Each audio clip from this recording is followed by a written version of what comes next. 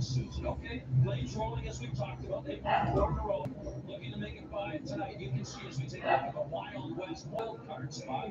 Calgary very much in the conversation, and they like to keep it there by picking up on much. What's going on, everybody? John out here with you. I should be joined by Cooper Hopkins shortly. Let's get into this for the starting lineups of the Toronto Maple Leafs. It sounds like this. Head coached by Sheldon Keefe. They're 21-13-8. It's Auston, Matthews, Pontus, Holmberg, Mitchell, Marner, Morgan, Rielly, and TJ Brodie. John Tavares, Matthew Nyes, William Nylander, Simon Benoit, and Jake McCabe. Max Domi, Bertuzzi, Calle, Jarnkrok, Mark Giordano, and Timothy Liljegren, David Camp, Bobby McCann, and Noah Gregor will be the fourth line side for the Maple Leafs. And in goal will be Martin Jones, the former member of the Seattle Kraken. And for the Calgary Flames, head coached by Ryan Huska, they're 21-18-5. They're fifth in the Pacific, and they're charging fast, especially on the east side since the Maple Leafs have lost 4 straight. It's Elias, Lindholm, Jonathan Huberdeau, Yegor, Sharangovich, MacKenzie, Weegar, and Rasmus Anderson, Mikael, Backlund, Andrew Mangiapane, Blake Coleman, Noah Hanifin, Chris Tanev. It'll be Nazem, Kadri, Connor, Zary, Martin Pospisil, Adam Ruzicka, AJ Greer, and Dylan Dubé with Jordan Osterley and Nick DeSimone in the back-end defense. Dan Vladar will be in net for the Calgary Flames. So let's just get into it because we're going to get into the national anthem here in a moment. It's always a really cool scene of the Calgary Scotiabank Saddle Dome on this side. But when you think about it, the Toronto Maple Leafs have lost 4 straight games. They're 0-3-1 in their last 4. They've had a lead in all 4 road games. The Islanders, the Avalanche, the Red Wings, and the Avalanche on that side in the mix of it. In a mix of a 4-game road stand, it's Edmonton, Calgary, Vancouver, and Seattle. And then Winnipeg and home at home. So this is important for the Maple Leafs right now. They've been floundering a little bit. Again, they got beat up by Edmonton after having the lead in that game. You got Calgary tonight, which is the game that Cooper Hopkins and I are calling. And then Vancouver and Seattle on the back-to-back Saturday and Sunday, and then the Winnipeg at home and home. So that's as tough as it gets. And for the Flames, they've won 10 of the last 14. They're winners of 4 straight. Ottawa, Vegas, and Arizona twice. It was a great comeback against the Arizona team that I thought played a great road stand in that road game on that side, but they still lost 3-2. A couple back-to-back goals within a minute from Blake Coleman, Nazem Kadri before the Yegor Sharangovich snipe.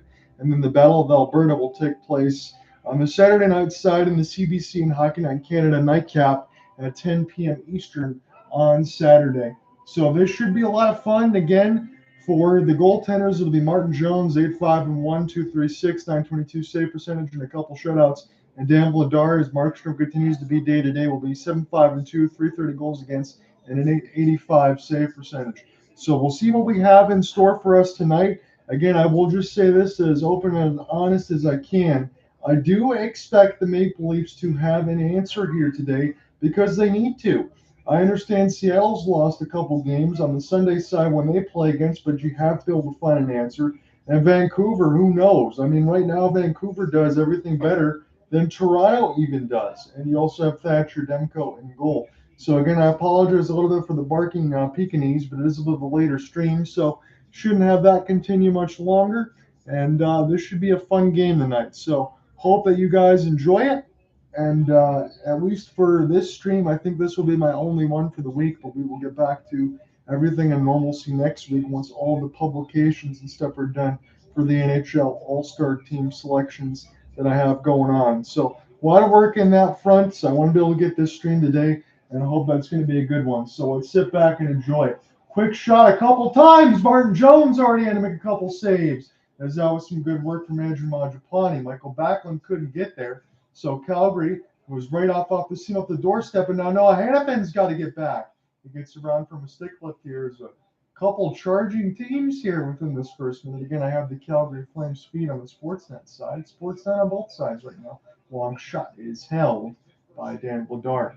That was from Mitchell Marner right there, who was not wearing the cage mask. Again, the injury is far preceded him on that side, but a good start for the Flames off of a bounce. TJ Brodie, a couple chances for Mangiapane, and Backlund just missed off a tertiary rebound. So a couple stops already for Martin Jones early in this game.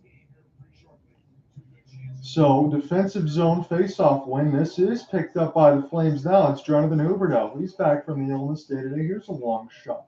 And it's picked up by MacKenzie Weegar near the left side boards. He gets dispossessed. He'll get it back to the defensive side, and Yegor Sharangovich, who's picking up MacKenzie. And now Elias Lindholm is the All-Star representative for the Calgary Flames. We'll get this one under the left side. Sharangovich gets hit in the face, and that means the Toronto Maple Leafs are going to the box early in this contest. It's 19:04 in the first, not even a minute in.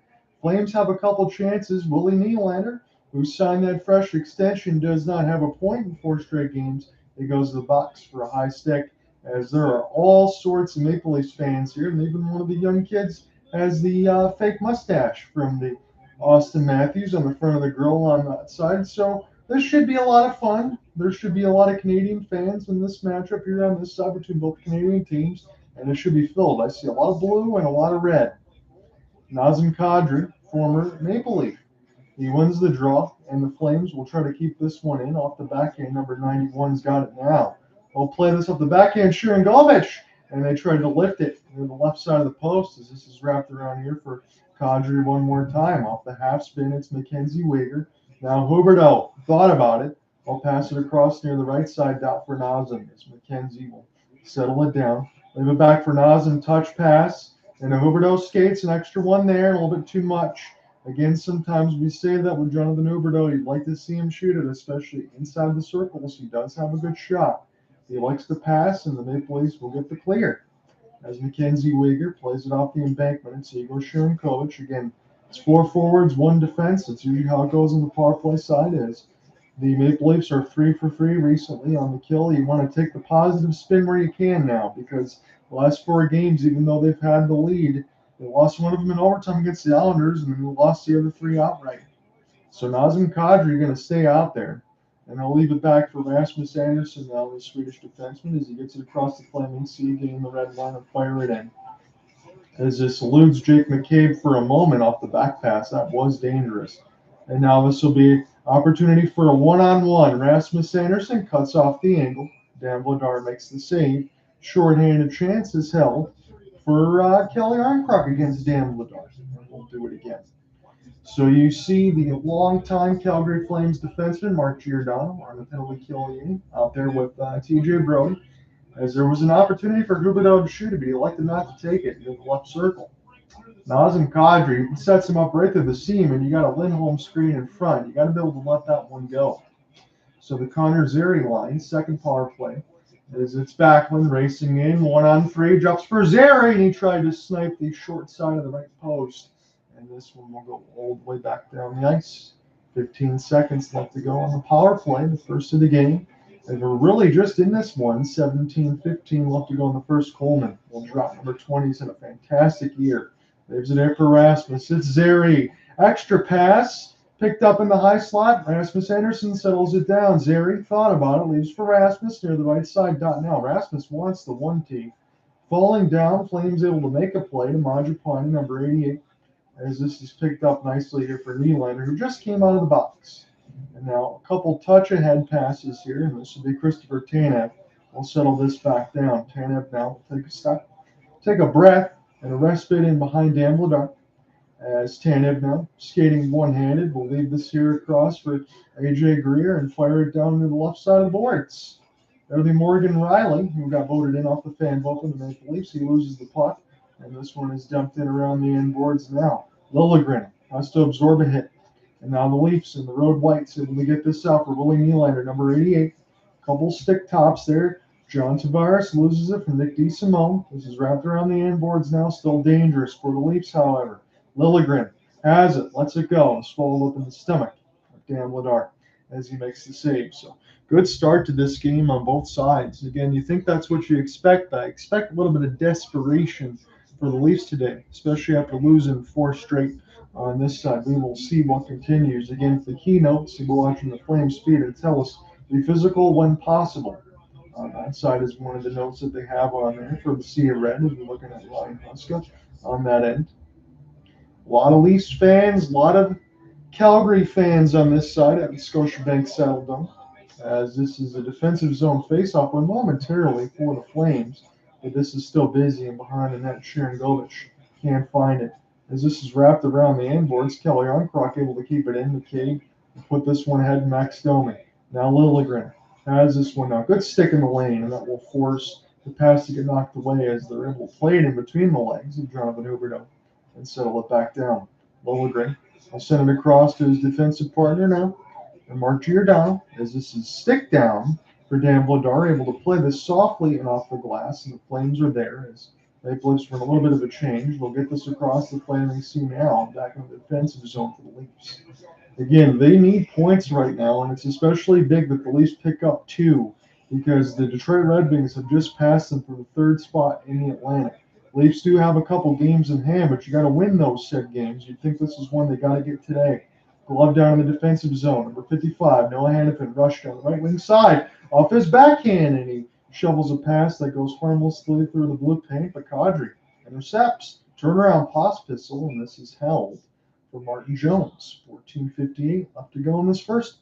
Shots on goal are even now at 4 apiece as we get an outside look at the Scotiabank Saddledome. A couple more years, Calgary's going to be playing in a new rink on this side. But again, as much as I've done these games with Cooper Hopkins or Singularity or Mix of all of that stuff, it's been a lot of fun to cover these, and I will miss being able to watch the games at the Saddledome here from what I'm seeing, especially on TV. It'd be cool to actually see it once before they're done playing there. As this will be wrapped back around, Mark Giordano will get this one down the left side red line. Auston Matthews able to play this ahead. Matthews trying to pick it back up. A good stick checked by Connor Zary as this is played across. And now this is a rush. Mitch Marner, he's open for a pass off the cross. It doesn't get there. And now Pospisil will have it now. This will get this off the backhand. Try to shovel it ahead for Connor Zary. And this will go harmlessly back to Timothy Liljegren. So we're seeing the third line pairing getting a lot of time right now for Sheldon Keefe's squad. And Liljegren's look pretty solid here so far as the shots are 4-4. This is in across the red line now. Blake Coleman trying to go ahead and dispossess the Maple Leafs of the puck here. Backlund trying to join him. The captaincy for the Calgary Flames, and well deserved at that. They've outscored opponents 18-8 in the last 4 games. As this goes D-to-D, here's a bomb for Weegar, but this is more of a knuckleball. He completely missed it. As this is set now here off a long outstretched pass, picked up by the Leafs. They're able to stay onside. John Tavares off the off wing. He was trying to get something off the rush. And now Benoit loses it for a moment as the camera will pan all the way back to the Maple Leafs in their own end. Mangiapane forced the steal, and this had to be saved by Martin Jones. So again, Mangiapane's already had 3 of the Flames' 5 shots. 13:30 left to go in this first. So Redman's look pretty good as this is banked in off the end boards. AJ Greer able to muscle this one ahead. Adam Ruzicka. Dubé now. Slow up. Leaves it here for the defensive side. Long wrister. This one bounces up in the air. This is behind the cage of Martin Jones as the Flames will try to kick this one near the left side down. And now here's a rush. As Nylander able to force the steal. He's waiting on his off lane near the right side dot. Try to play a bounce.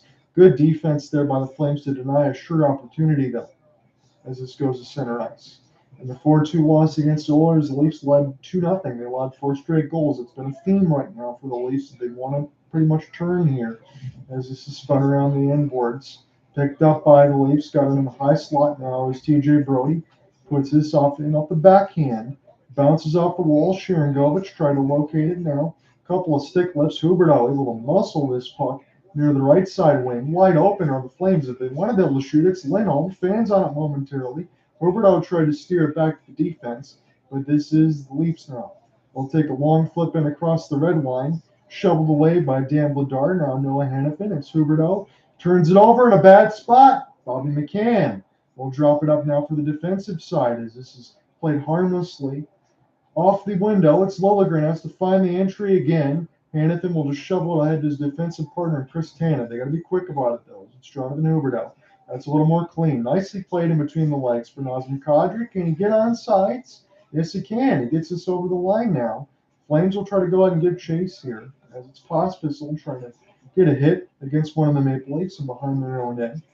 6-5 are the shots. Again, we really haven't had any commercial breaks. Go ahead by Pospisil. Gets the puck loose. And now a couple stick whacks by Calle Jarnkrok will send this the other way here for the Maple Leafs. As they'll try to go left to right. Dan Vladar will slow it down. Play it slowly with the stick. MacKenzie Weegar will take a long flip. Glove down here nicely by Jake McCabe. And this will be sent in here. Mitchell Marner gets dispossessed of the puck. Backlund as this is played off the window from Connor Zary, and Backlund will get chased. As it touches the stick of Martin Jones, that's bounced up near the right side. Mangiapane again. He looks like the best flame early. As this is bouncing between Coleman, gets the intercept. He'll buy some time. Here's a shot for Tanev, and he whistled it wide near the left side of the post. Put around the inboards now for Mangiapane as he takes a hit from Jake McCabe. It's Coleman. He gets wrestled in across the wall right now. Pontus Holmberg has to get around a stick lift, and this will be played offsides, I believe. 10:52 left to go in this first. Shots are 6-5 in favor of the Flames. Good pace to this game so far. Come right back. With all this artificial intelligence stuff, it's hard to know what's real, what's fake these days. Is this hockey AI or hockey IQ? Another deep fake? Just an unbelievable deep fake. That's definitely the predictive part. Advanced robotics. Come on, you can tell. Generated somehow. Meta learning. That's a thing, right? Bots. I think. So are these guys for real? Yeah. Right? Yeah.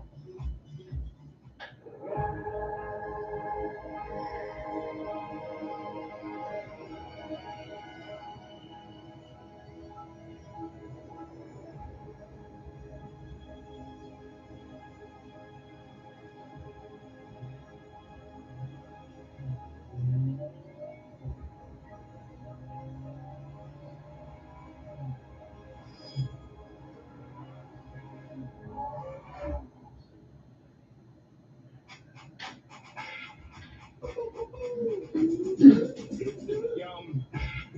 Chili. Chili dog yum. Warfell chili. Pour on. Someone in this room stole my autographed basketball. God, it's easy to bundle comforts for your car and home. Yeah, even purchase Sportsnet. But who stole it? I'm pretty sure it's true. Me? It's easy to get. Live sports. ESPN, the puck there, just pop free. And then McCabe a little bit too casual for me. Martin knocks that one down. Really good chance on Jones. Watch this little right play. Morgan Rielly. Great skater. Inside goes outside, gets a sharp angle shot on Jones. So let's get back into the play-by-play here. It's Lindholm and Matthews. It's won by Elias. As this is put around the inboards now, he's got it. Near the left side red line, it's Noah Hanifin. Trying to leave this back here for Lindholm as they're still working behind there. Try to jam away near the left side post, and Martin Jones saw it all the way. It will count as a save. 10:36 left to go in the first. John on here with you on the call right now. Still waiting for Cooper Hopkins to join in, but if he doesn't, I will take you through this whole thing solo. Again, I wanted to make sure that I went ahead and got an assignment in and didn't want to just work on the All-Star article the whole way through. Try to keep fresh and keep the types and everything else warm, but it's been a lot of work. Maybe we'll detail that some in the first intermission if we don't get any discussion topics or he doesn't join in. But again, Toronto 21-13-8. They're fourth in the Atlantic. Calgary 21-18-5, fifth in the Pacific, but they've been charging like 4 straight games. So I'm looking into this matchup today. Martin Jones 0-2-1 in the last 3 starts. Maybe that shows that something has to give, but do you think the Leafs need to be able to find one here? MacKenzie Weegar into the traffic, and this is held by Jones. Both goaltenders have looked pretty sharp early, but Calgary, I think, has been the better team so far. 10:21 left to go in this first. Start of the season of January 1st, 36 games played, minus 15 goal differential in the first. 8 games played since January 1st, plus 8 NHL rank second in comparison to 30th out of 32 teams. So that is quite a stark difference for Ryan Huska's squad. They're 10-4-2 in the last 16 games, or 10-4 in the last 14. As this is picked up off the defensive zone faceoff win, and the former Calgary Flame, Mike Giordano, on the other side right now, as he will send this all the way down. This will be ice. So the Maple Leafs cannot change their lineup of Tavares that's out on the ice right now. We will also talk about in the intermission a little bit of the schedule as far between these teams and what's going on, because again, the Leafs, they have a gigantic game on Saturday with the Vancouver Canucks, and then the Flames do as well in the Battle of Alberta with the Edmonton Oilers. So there's some good ones here this weekend if you want to watch some hockey. I know there's NFL football on the horizon on that side, especially on the American end, but there's some good Canadian hockey matchups. As this is put off the outside of the post for Connor Zary off the defensive face-off win, and this is picked up now for Zary. Zary will send it back to Rasmus Andersson and MacKenzie Weegar, who will crisscross. This is lost in the little slot. Nazem Kadri knew that. He went all the way back down the ice. It'll be iced again against the Maple Leafs. 9:48 left to go in his first shots on goal, still 7-4. You kind of wonder, and again, I know Toronto is always in the hockey hotbed as far as what's being talked about and what's not. How much pressure is on Sheldon Keefe right now? How much pressure is on the Maple Leafs? Again, the core four, that's been locked back in there from Brad Sheldon, who was the former GM from the Calgary Flames, as MacKenzie Weegar. This one gets fired in. But you wonder if that was their ceiling when they lost in the second round of Florida Panthers, but you would like to think it's not, as a Toronto fan on that side. A long shot. This one's held by Martin Jones as there was traffic in front. You'd like to think that's not the ceiling, but right now, Maple Leafs have kind of shown you what they are for this core four. They can score a lot, but they need some more help. Come right back.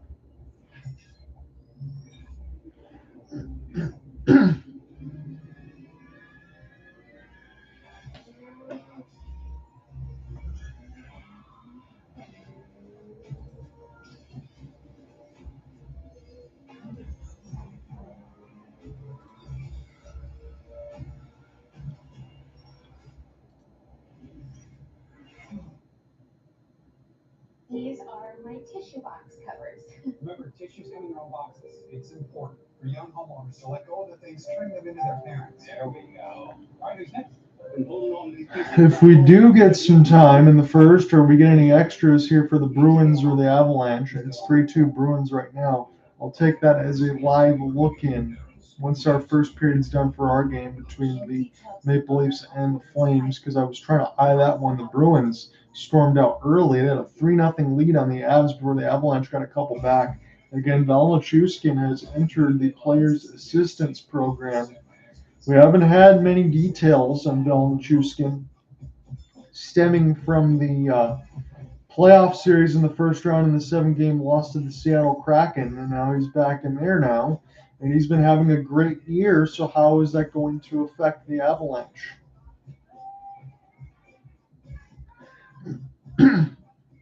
The Flyers at Wells Fargo Center are all over the Stars right now in the third. It's 5-1. That is a big-time result so far. So most goals since December 9th, Blake Coleman 13, Sharangovich 13, Kadri 10, and Connor Zary with 4. So these guys have been able to get it done. Good balanced scoring here for the Calgary Flames, as you would expect. They've done a lot of that this year right now, as some of the Stars have continued to move on from the Flames. It'll be a defensive zone faceoff win. Coleman on a 3-game goal streak, 5 goals and 3 assists. As this is put around the end boards now, Sharangovich will try to settle it down for Elias Lindholm. Lindholm try to get this to D for Rasmus, and Rasmus will have to just stick it ahead as Sharangovich will go ahead and take a look. He finds it in behind the cage. Now try to set up Lindholm for a 1-T. And tight Rasmus Andersson. He scores! Blow line side for Rasmus. And it's 1-0 Flames. That was a rocket of a shot there for Rasmus Andersson. And a good start for the Flames. And again, they're showing Yegor Sharangovich. Maybe he got the tip. As it's put around the end boards, Huberdeau absorbs the hit. As Sharangovich tried to set up for Lindholm. That's what we just saw. Here's a rocket. Yes, this was. It was tipped by Yegor Sharangovich. Rasmus Andersson let the howitzer go. What a deflection by Yegor. He's going to get the goal. And it will be Rasmus Andersson with the primary assist. And as it is, 1-0 is the score for the Flames. 9:05 in this first. This would be $1 million result right now. The Flames can get another 2 points. And again, I know it's so early in this contest, but they keep talking about how much the Maple Leafs need this game. As this is picked up now, this gets knocked away from Jake McCabe. He's going to pinch in. So Sharangovich has got 19 already at the 10:52 marker from Andersson and Huberdeau. So Huberdeau just missed a couple days with that illness. He's back. Here's a bad turnover. And the Leafs will get an opportunity now near the right side red line, a cross check. Tyler Bertuzzi set it up. Tavares gets blocked. And this is picked up now for Tyler, former Redmond, Bruin, a little bit of everything. As here is a shot. This one is deflected before it ever hit Dan Vladar. And the Flames have it. It's Backlund as they'll chip this one in. Martin Jones will settle it down. Jake McCabe absorbs the hit. He was just in the offensive zone. Shots are now 9-4. The Yegor Sharangovich goal from Rasmus Anderson as this is sent in for Jake McCabe. Played in near the left side wall, bounced off corner Zary, and this is a dangerous pass, but it's picked up from Kadri to Noah Hanifin and settled down the ice, and this will be blown dead against the Flames as we get some Go Flames Go and Go Leafs Go chants. You get the disparaging chants on both sides going back and forth, as you would imagine, because you have both fan bases in the building right now being able to watch this one. I think this is going to be a good matchup. And the home team's out in front right now. 7:52 left to go in the first. 11-7-1 home record this season. They've won their last 3 home games in Sheldon, and that's going to sound good to them because they're starting a 6-game homestand. Played up off the backhand. Shot goes wide. Dan Vladar's got to be shoveling near the right side of the post on the butterfly as this is bounced away from Zary, and Vladar will watch this go near the left post. As here's a turnaround blast for Auston Matthews, and this one is deflected up off the stick of Zary and up on a play. 7:33 left to go in this first. So again, Auston Matthews, I always like to say a lot of nice things about him because I think you have to. Other than maybe Nathan MacKinnon and Connor McDavid, is Auston Matthews the 3rd best player in the NHL? That's no slight on him. I think he really is that good. And again, he can score goals in a drop of a hat. 20 goals, 4 power play, 2 game winners in the last 20 games. So a goal a game right in the last 20. As it's Huberdeau now, good touch pass. As this will be pushed up ahead. Sharangovich right here for Huberdeau. Trying to lead this off the drop. It's wide open. And near the left side, it's a good save for Martin Jones with the left pad. Mitchell Marner now. He fakes a pass across. And this is sent across. Morgan Rielly. Mitchell Marner gets dispossessed. No, Hanifin was right there. As Bertuzzi tried to shove one and throw that body. Again, he can either be a little bit of a wrecking ball and do a little bit of everything. It's a stick shot. He can't pick it up, and Yegor has it now. As he gets away from a stick chop, we'll just go ahead and take a change for Ryan Huska's squad. 6:40 left to go in this first. Calgary up 1-0, courtesy of Yegor goal, and Toronto has iced it again. The 3rd time in this period. 6:40 left. 10-4 are the shots on goal. Calgary's had a really good start to this game. And again, I'm not saying I wouldn't expect it for Calgary, but for what Toronto has to do, you've got to be able to probably take this game, considering you're going to have Vancouver on Saturday and Seattle on Sunday. Unless you're going to go ahead and take 4 points there in a back-to-back, but it really doesn't look like that right now. Adam Ruzicka gets the offensive zone draw for line 4. Shot gets tipped, and this is picked up now near the left side boards, and the Flames will go ahead and back up a little bit as the Maple Leafs will try to pick it up and make a pass in their own end. That was almost a disaster as this is knocked away from Jarnkrok. This is offsides against the Maple Leafs. 6:23 left to go in this first. So they're profiling Dylan Dubé right now, and they're going to say that he needs some points. But again, in the back end side for the Flames, they've been able to get production all the way across the board. He's got no points, 20 shots in the last 23 games. So he's getting opportunities. He's got to be able to convert a couple of those for number 29. So Ruzicka, Greer, and Dubé will be the forwards here on the 4th line side. This will be another face-off win for Adam Ruzicka off the tie-up. This will fall to Morgan Rielly, who got voted in by the fan vote for the Leafs. Sent back around for Dan Vladar, who slows it down. AJ Greer, as this is played in off the window, and TJ has to settle it down as he puts this back around the inboards. Picked up now for former Red Wing Jordan Osterley, a dangerous no-look backhand pass. But this is settled down now for Dubé. Able to put this one ahead for Greer as this gets away from the stick chop. Again, he's been a good clean for the Calgary Flames early in the season to pick up from the Boston Bruins. He's had a lot of time. As DeSimone will get this one ahead.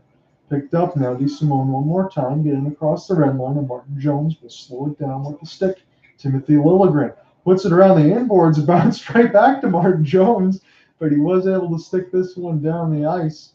Again, they've lost the last 4 games, won the previous 4 before that. Liljegren Now from Matthews, get this to his defensive partner. Settled down. Here's a shot from the point. Tipped up in the air. Saved up the stick of Bedard. Blake Coleman will watch. Again, he's a plus 24, which leads the Flames. Don't know how he was left off the All-Star team as McCabe put this around the inboards. Great steal for Coleman. He's got to get it through a couple stick chops, though, and a race. This will be against the Flames for icing, but that would have been a 2-on-1 if that was picked up there, and it could have been hard for Martin Jones to make that save if the pass would have connected. So Sharangovich, they're showing him, and they're showing his play for Elias Lindholm before the goal was set up from the Yegor Sharangovich tip-up for Rasmus Anderson's shot. And again, the Flames, nothing you can do with deflections there, but for Yegor, doesn't that trade and Tyler Toffoli start to look better and better on that side? I just throw that out there. Noah Hanifin, here's a long stretch picked up by Mangiapane, who's been good in this game. It's 1-on-4. Mangiapane's still with it as he gets taken down, and another penalty is going to be called against the Maple Leafs. Morgan Rielly doesn't like it, but the Flames are going to get their second power play when they come back from the break. 4:49 left in the first.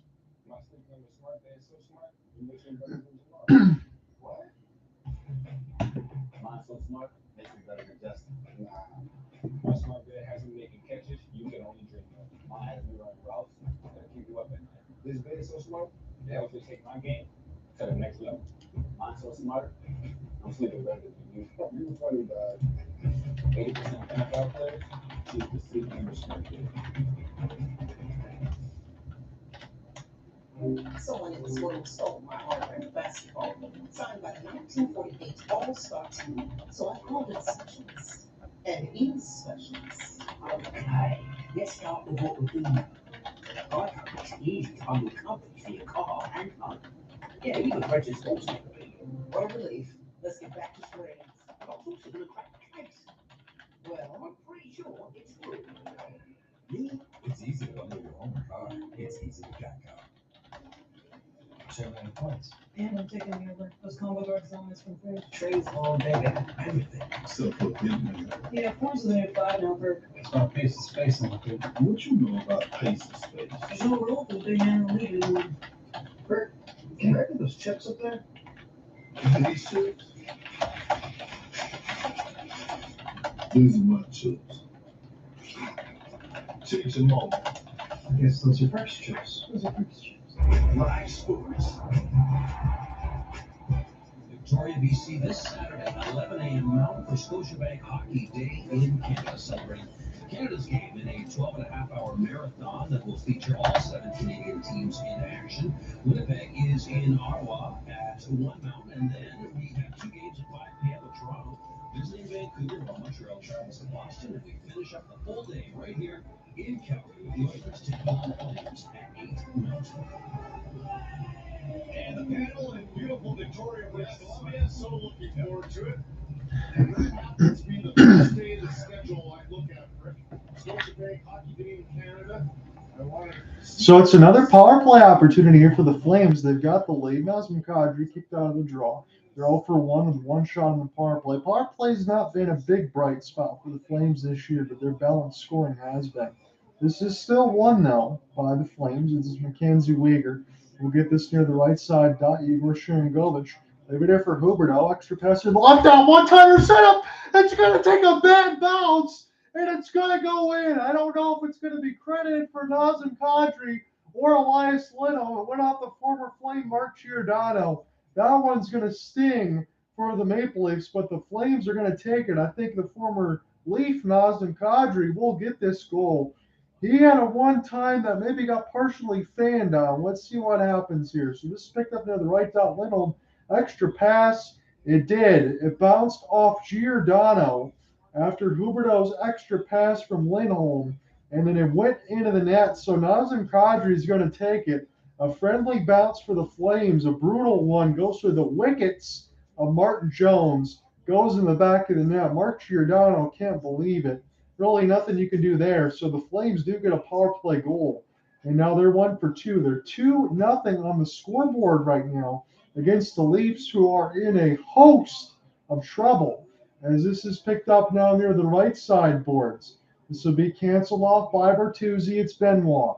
Settle it back for McCabe, and Kadri now has the power play goal, which gives the Flames a 2-0 lead. It's all important that they keep it right now. Good shovel pass from Kadri to Zary. Try to make it 3-0. Zary gets bowled over.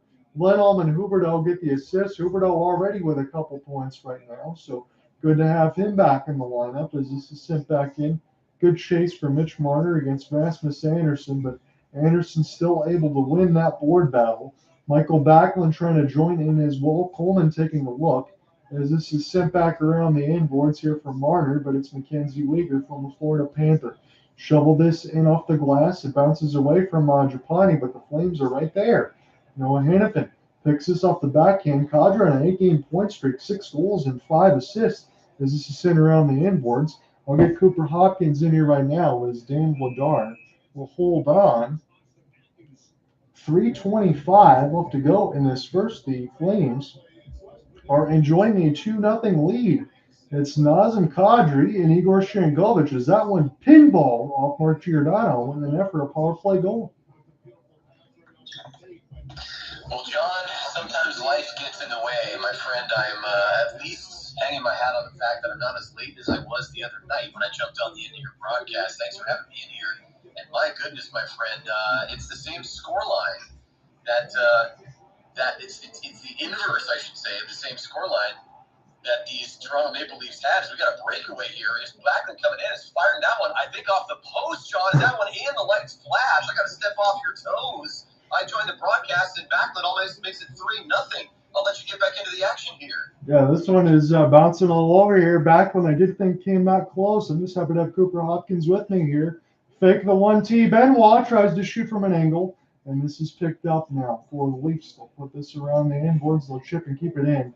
And now the Flames, this could be a 2-on-1, but the Leafs were there. And they'll get this picked up now under the right side blue line, as this is knocked away a couple times. Picked up for Rasmus Anderson now, as Flames are still going to try to go right to left. I think it's all important that they keep at least a 2-0 lead right now, especially from what they're doing in this first. The shot board reads 11-5. And this is picked up now near the right side. David Camp able to elude a hit from MacKenzie Weegar. See what he can do with it on the fourth line. Turnaround shot gets blocked. Again, Elias Lindholm right there. Here's a centering pass for Sharangovich, but this finds the Leafs. And they'll go ahead and send it back down for MacKenzie Weegar. 2 minutes left to go in the first. Weegar can't get it out. This will be kept in. Trying to be gloved by Dan Vladar, but it takes a bounce off the kick play. And now the Flames will go ahead and pick this back up in their own end with Jonathan Huberdeau. Near the right side, here's a good drop pass. Flames set it up. Near the right side, Martin Jones has lost his goal stick, as this was near the left side of the post, but it banked off the outside of the net. Pontus Holmberg and Bobby McCann as this is bounced a couple times. Look out for Auston Matthews. And what a snipe! It was a bouncing puck, but number 34 gets the job done. Yeah, John, boy, I didn't even have a chance to finish my thought. There's been so much back and forth action here. And leave it to one of the top stars in the National Hockey League if you want to get back into a game. And that is exactly what number 34 in blue and white just did. He basically took that puck, fired it low and away. No chance for the Flames netminder to stop it there. And boy, Backlund, we're seeing the replay here on the Sportsnet feed. He was, boy, an inch or so away from making that posted in. But Matthews able to clean up a bouncing puck in the O-zone, fires it past Vladar. It's now 2-1. And all of a sudden, a game that looked like it was all in favor of the Flames, well, things are looking a little different right now. Yeah, that's what Cooper and I are going to talk about a little bit in the first intermission, especially on this side between these teams. Matthews has his 35th of the season already, as it's Kadri. Put around the inboards now. Again, there are a host of Maple Leafs fans here as well. There's a pass that gets shoved through the paint. Hanifin's got to be careful here. 4-on-2. Late arriving is one of the Flames, and this one goes back and around the inboards. Got to be careful with that. And we get a whistle with 1:09 left in the first. And one of the Flames is down. Yeah, I'm trying to take a peek here, John. It's to Dan Vladar's right in the far corner. Is that Martin Pospisil? Yes, it is. He looks to be in some serious discomfort. He's surrounded by teammates, and now the trainer is out. We will reset here just a little bit. Boy, Pospisil has not gotten up off the ice. Is in considerable pain, John. This is not great, as he's been a real key piece in that kind of bottom half of the Flames lineup this year. And and part of this youth movement is the Flames kind of retool their roster on the fly. His helmet is now off, still on hands and knees, and he apparently is very shaken up, my friend. Let me see how this ends up happening here. So Matthews, he gets a little bit, I'm not going to say slew foot, but the back end of the skate that just caught Pospisil in the back of the head as he fell down. At least he's to his feet now with some help. I just worry with the concussion issues, my friend, for Pospisil, because that's been the issue going in for Martin. Yeah, and certainly no intent there. That's Matthews trying to get a shot on net. He's turning away from goal toward the boards. Oh, boy. And Pospisil also looking to see where that shot was ending up. Unfortunately, Pospisil then trips over the trailing skate, and he is being helped to the room by not one but two Flames trainers, and looks to be very, very shaken. That's a tough blow right there for a Flames team that just moments ago was up 2-0. All of a sudden, it's 2-1. Matthews involved, of course, as the goal scorer, and then involved inadvertently tripping one of the Flames' young players. Yeah, you got to be careful here with the 109. Again, you just want to keep the score line at least where it is. I said that a moment ago when it was 2-0. You got to be able to keep this lead now, as it looks like the Flames might be down a forward for the rest of this game. I don't want to get too far ahead of myself, but that certainly did not look good.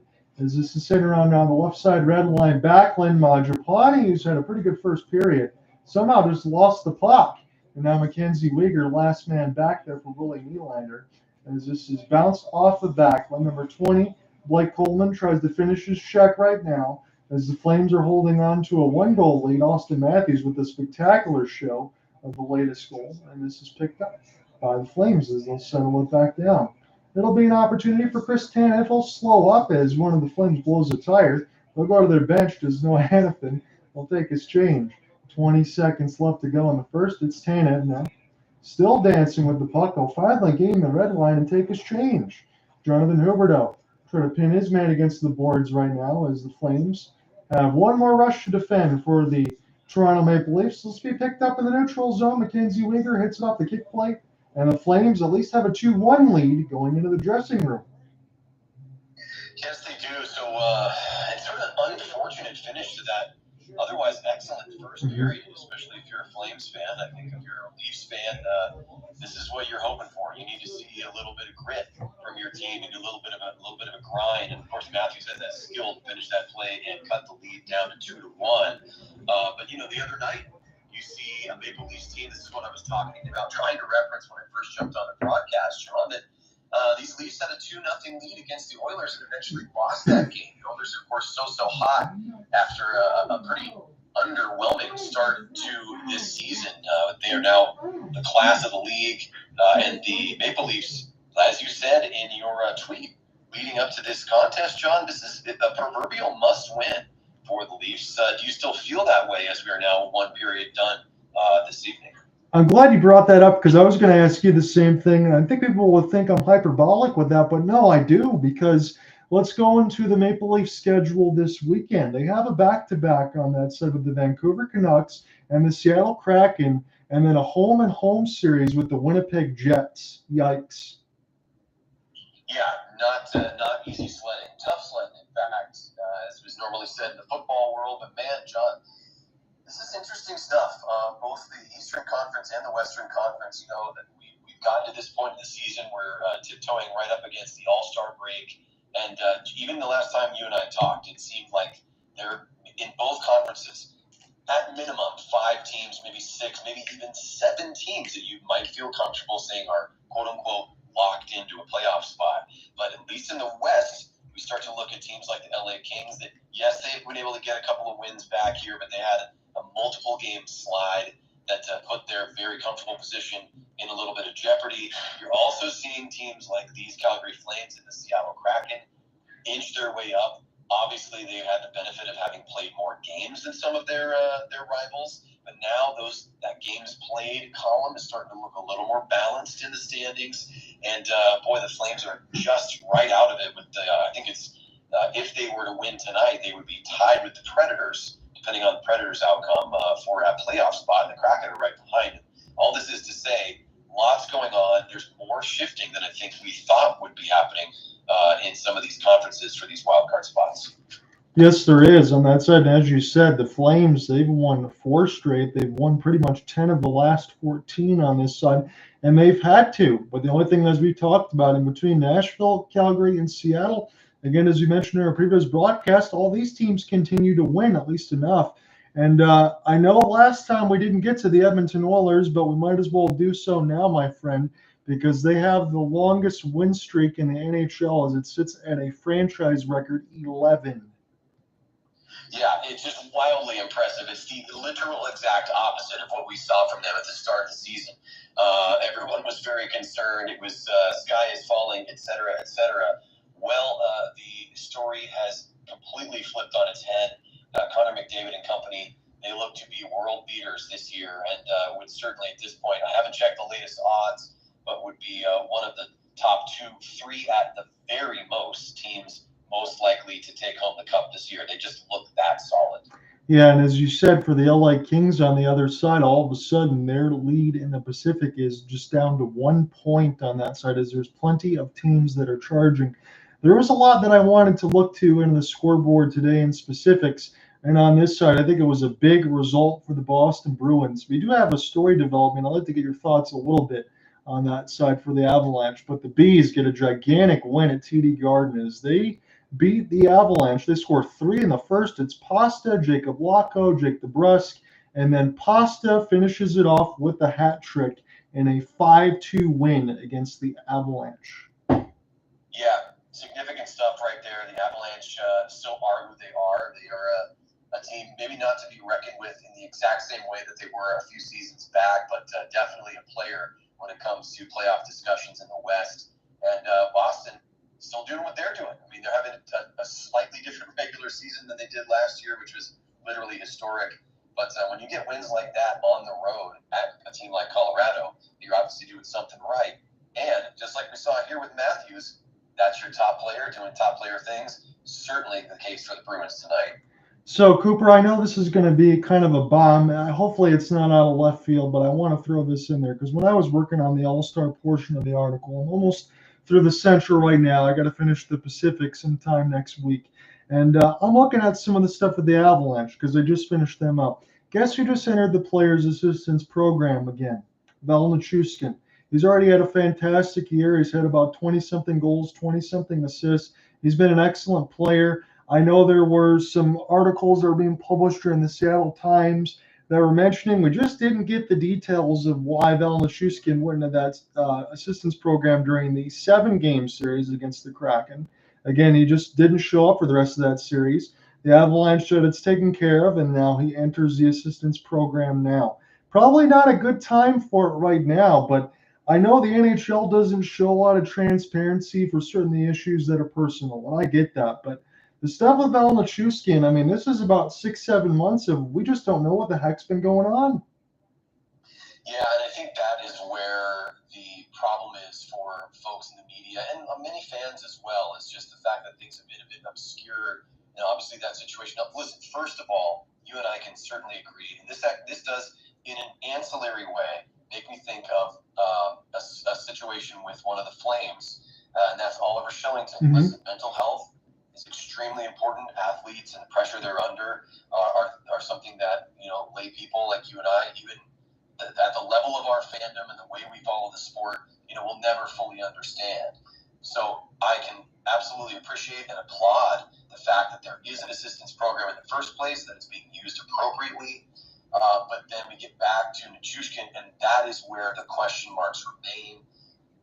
Yes, he's in the support. He's getting the support that is necessary. But there were other folks involved. A woman was involved. There, right. Cities that there seem to be variables that make the situation feel a little less comfortable. It's apples and oranges. I referenced Oliver Shillington. That does not involve another human being. That is a family situation, a personal situation. We will never probably know the ins and outs of all of those details, and that's appropriate. That's a private matter. It's being handled by him and his employer and his family and his loved ones.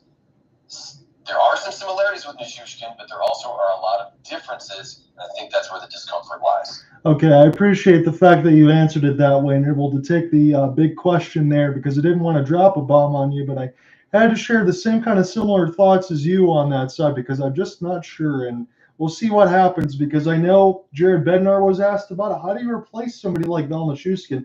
I think he had a great answer. You don't on that side. So we'll see what happens moving forward. Yeah, no question about it. And, that's the kind of thing where no choice but for his teammates to continue to push forward. And, that's going to be something for us, guys covering these games to keep an eye on. How is the focus of the team? I don't imagine it's going to be a massive distraction. That's unfortunately for them. And as we said, for the people involved, and it's not just about the hockey; it's about human beings here and what exactly took place. It's been an ongoing situation. It seems like things are moving forward in the right direction. Hopefully, there will be additional clarity so we can all feel a little bit better and have a little more confidence that this is being taken care of and that all parties who are involved in these difficulties are being taken care of. Absolutely, that's well said. Let me get into a live score here before we go into our actual scoreboard. We can also share some thoughts for Cooper Hopkins if he has any on the other side. It's been a while since we worked together in the broadcast, at least for a full one, but we've been just talking about the Edmonton Oilers' long win streak at 11. Well, right now in the first period, it's in jeopardy, my friend. It's a good result for you on that side as a proud Seattleite. It's 2 goals. Jared McCann and Ellie Tolvanen, as it's a 2-0 lead for the Kraken after 1. Joey Decord's been perfect so far, 12 out of 12, and Stuart Skinner, 8 out of 10. Yeah, and Decord, he's been quite a story in this first half, and is really the reason that the Kraken are even in the conversation at all. Of course, it takes scoring, right? It takes an offense. It takes scoring on the rush. It takes doing what the Kraken did tonight, which is on a breakaway, making the most of your chances with a beautiful snipe going top shelf to get, I believe it was the first goal of the evening for them. But Decord really is the story, and he continues to be so solid. Doesn't seem to be flappable, and that's the kind of goalie play that you need. It's going to carry you into very shortly into the back half of the season. And John, you and I asked this question of each other last time we were on a broadcast together. It's the kind of thing, are we seeing a team potentially peak too early? The Kraken had been down, maybe a little hangover after their first playoff appearance, but now they seem to have their feet underneath them, and that is credit primarily to their new star in net, don't you think? Absolutely. I think he's been the predominant reason. Again, I understand you need some balanced scoring, and Dave Hextall lost some pieces in the offseason alongside Ron Francis, but still, I think he's been the numero uno reason because, again, you talked about either Drieger or Philip Grubauer, Joey Decord, the Coachella Valley Firebirds had to be able to step in and get it done. He could be a piece, and he's certainly shown to be a big one. So there was a smell of makeup game yesterday. Again, it's been crazy in Buffalo. If you follow along with the Bills Mafia, apparently the news site where they're going to be having the Buffalo Bills, the latest trend, which I don't recommend this, but I saw it on the news this morning, is feed the pit. They dropped somebody in a pit to hopefully get the Bills some more wins. Maybe they're going to do that for the Sabres. They win 3-0 against the Blackhawks. Yeah, that's I love that you referenced that. It's such a Bills Mafia thing to do. Let's have somebody jump into a giant hole in the earth for the sake of good fortune. But you know what? If it works, it works. I certainly have my idiosyncrasies when it comes to my fandom of many teams, whether it be the Washington Huskies or these Calgary Flames or you name it. But let me flip this question and bring it right back to you. I know you're just talking about another pair of teams, but this is my opportunity. You sent me a message after Dylan Larkin is the hero for the Detroit Red Wings. You want to talk about hot teams right now? You know what? You're always so patient with me. We lean to the Western Conference. We talk Flames, we talk Kraken, we talk Oilers, Canucks. Let's talk about these Detroit Red Wings, John. You have the floor. All right, so we got a couple big matchups here on Friday and Sunday. The Sunday start times moved up. You got the Canes and you got the Bolts on this side this week, but the Red Wings are now third in the Atlantic. So again, doubly, whether fair or unfair, Mr. Cooper Hopkins, I need the Calgary Flames to win this game in regulation. I want to see both of us be happy with it and also deny Toronto some points because you know that they're charging. But a big one on this weekend side, I know it was on the eve of the Lions football game. The Red Wings were stuck at the airport with some mechanical issues. They had a long wait time. They didn't get a lot of rest. They went into Toronto and they got a big win, and then they followed it up with the Panthers, who they scored 3 goals against Bobrovsky. They hadn't done so in 13 straight meetings as the captain snipes it. I'm excited for what they're doing right now. A little bit hesitant as far as the schedule out in front of them, but they're playing well when they need to right now, and they fought back hard to get into a playoff spot. Yeah, and you know what, John? This reminds me of so many conversations that we've had about the Red Wings because of where you are and your love of the team. And, we've talked about Steve Yzerman and his direction and the judgment that he has faced from fans and media. We've talked about the trajectory of the team, rebuild. We've talked about how the league is better when the Red Wings are successful. And it feels like some of these things that we've had our eyes on, and I appreciate you keeping our eyes on it because this is an exciting time for Detroit. It really does feel even different than just last year, where they were starting to climb a couple of rungs, but didn't have the juice to get to the top, to get to that playoff spot. It feels different to me this year. I know that's not fully quantifiable. I don't have all the stats in front of me. You're definitely the brains when it comes to that side of things. Me, it's all emotion over here. It's all anecdote. But I will say it, and I will say it proudly. I do think that we're looking at a different Wings team this year. That if things do shake out for them and they are able to jump into that playoff race, I feel like they could make some noise for sure. Well, I'll put it to you like this before I transition really quickly to the scoreboard here, because Patrick Kane, I know he just went down. Thankfully, Elliot Friedman said it was not the hip, so I hope he doesn't get to miss extended time. But the Ottawa Senators haven't had a great year. You think they still miss Alex DeBrincat, don't you, Cooper? Yeah, I think that's easy to say, and it's easy to say because it's true. He's such a difference maker that you can't deny it. And John, it's the other piece I want to touch on too before we move on, as you mentioned, is that Kane injury. Do you have any further details on that? Obviously, I think it's not as serious. Nobody hoped that it was serious. I mean, he's still so dynamic. Patty Kane at any level is exciting to watch. Do you think that will be detrimental? Do you think there is a player that can step into that role to keep the Red Wings to move it forward in the right direction while he takes his time? I still think Kane might be week to week. I don't think it's going to be anything too serious from what I've seen. But the only way I can answer your question is the same way I've been able to answer before he got here on this side. It's going to have to be more comp for cop. Larkin's going to have to step in. DeBrincat's going to have to do more than he's already done being an all-star representative. Maybe a little more Shane Gostisbehere, David Perron, Lucas Raymond. It's kind of the same deal the way it is for the Flames right now, the job by committee for me. Yeah, I actually agree with you, and that takes us back to at least in my mind, the Martin Pospisil injury. Obviously he's not the name. He's not wearing 88 on his back with Kane spelled out on his nameplate, but he has proven to be a significant piece of this new look Flames roster. And he definitely seemed to be in serious discomfort, John.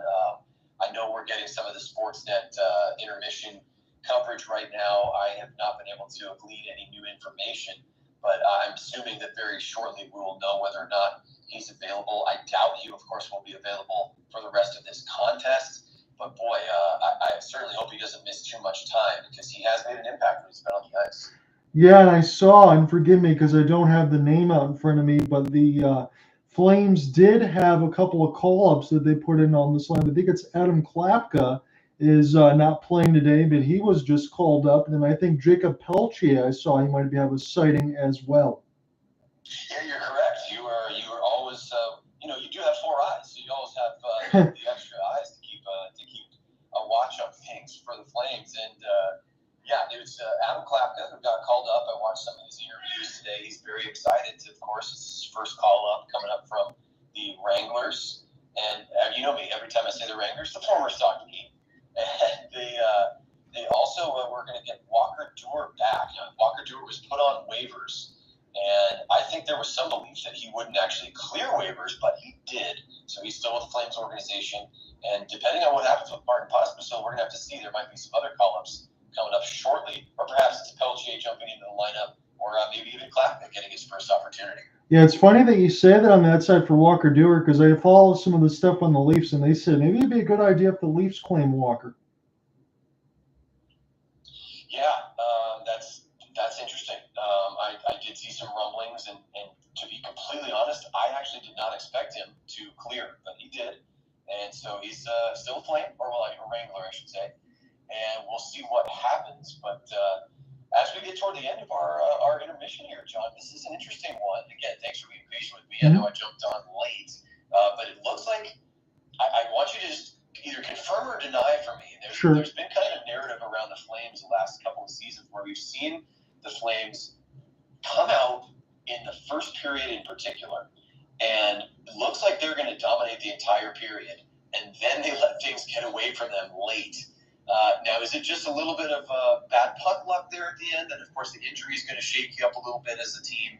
Is that what we're seeing this year? Are we going to see a Flames team that's resilient, that bounces back in the second period? Or do you think momentum has shifted and the Leafs are going to start to put their foot on the gas? Second period, like you said, with this 20 is going to be one to watch because I think that's the one where the Flames have been a little bit flappable on that side. But the first and thirds of late have been particularly good. Yeah, no, a great observation, John. And actually, we're looking at the Sportsnet feed right here. In a streaky season for the Toronto Maple Leafs, they had a 10-1-4 November 10th, December 16th, and then in this last stretch, they're 0-3-1. So they're just trying to get a win here, John. As we get puck drop here for the second.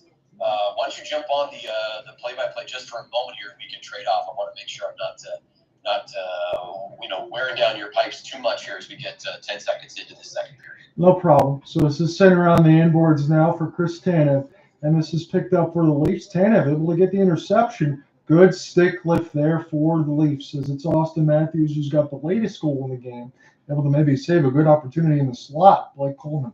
Puts it around the inboards as Rielly will look at be an opportunity for TJ Brody. As good cancel for Mangiapane, able to force a steal. Walk right in, Lindholm pass across. And that one is saved for Martin Jones as the Leafs now will try to take this right to left. They're in the road whites and mix with the blue. Again, there are a lot of Maple Leafs fans here in the mix with the sea of the red right now, so this is pretty fun to watch. Both these teams really want to get these 2 points, especially on the Leafs side, no doubt about it. As it's Rasmus Anderson sent around the inboards now, and this will be picked up for MacKenzie. He'll shovel it near the left side as it's bounced off a couple bodies. Johnny T will try to get to this one, but this is sent around. Good extra pass, Rasmus Anderson. A stick goes flying. Lindholm lost his lumber. He's got to go to the bench as this is picked up now for Jake McCabe. McCabe, as this gets settled in, this bounces off a Flames body. Now Willie Nylander, who does not have points in the last 4 games. That's been a note of contention here. He just signed that big deal. Bertuzzi dropped, and this is picked up now for Nazem, former Leaf. Nazem now. Off of a 1-on-3, he'll just gain the red line, fired off of Martin Jones. And Nazem might get right back to this thing. Picks up the puck as the Leafs fall over themselves, and Nazem gets cross-checked. That doesn't get called as this is shoveled in off the boards. And 1-on-3, Leafs try to find the puck possession, but this is pinballed nicely. That'll be an opportunity for Nazem. Number 91 still spinning. DeSimone! And he goes near the left side post, but this one goes high and wide. Put around the inboards now for Mark Giordano, former Flame. Gets dispossessed by Nazem one more time. What a shift. Fan on the 1T is Nick DeSimone, but this will work out for the Flames. Connor Zary trying to pick this one up as it goes back to Giordano. 7-2-0 in the last 9 games for the Flames. 36-22 outscoring opponents.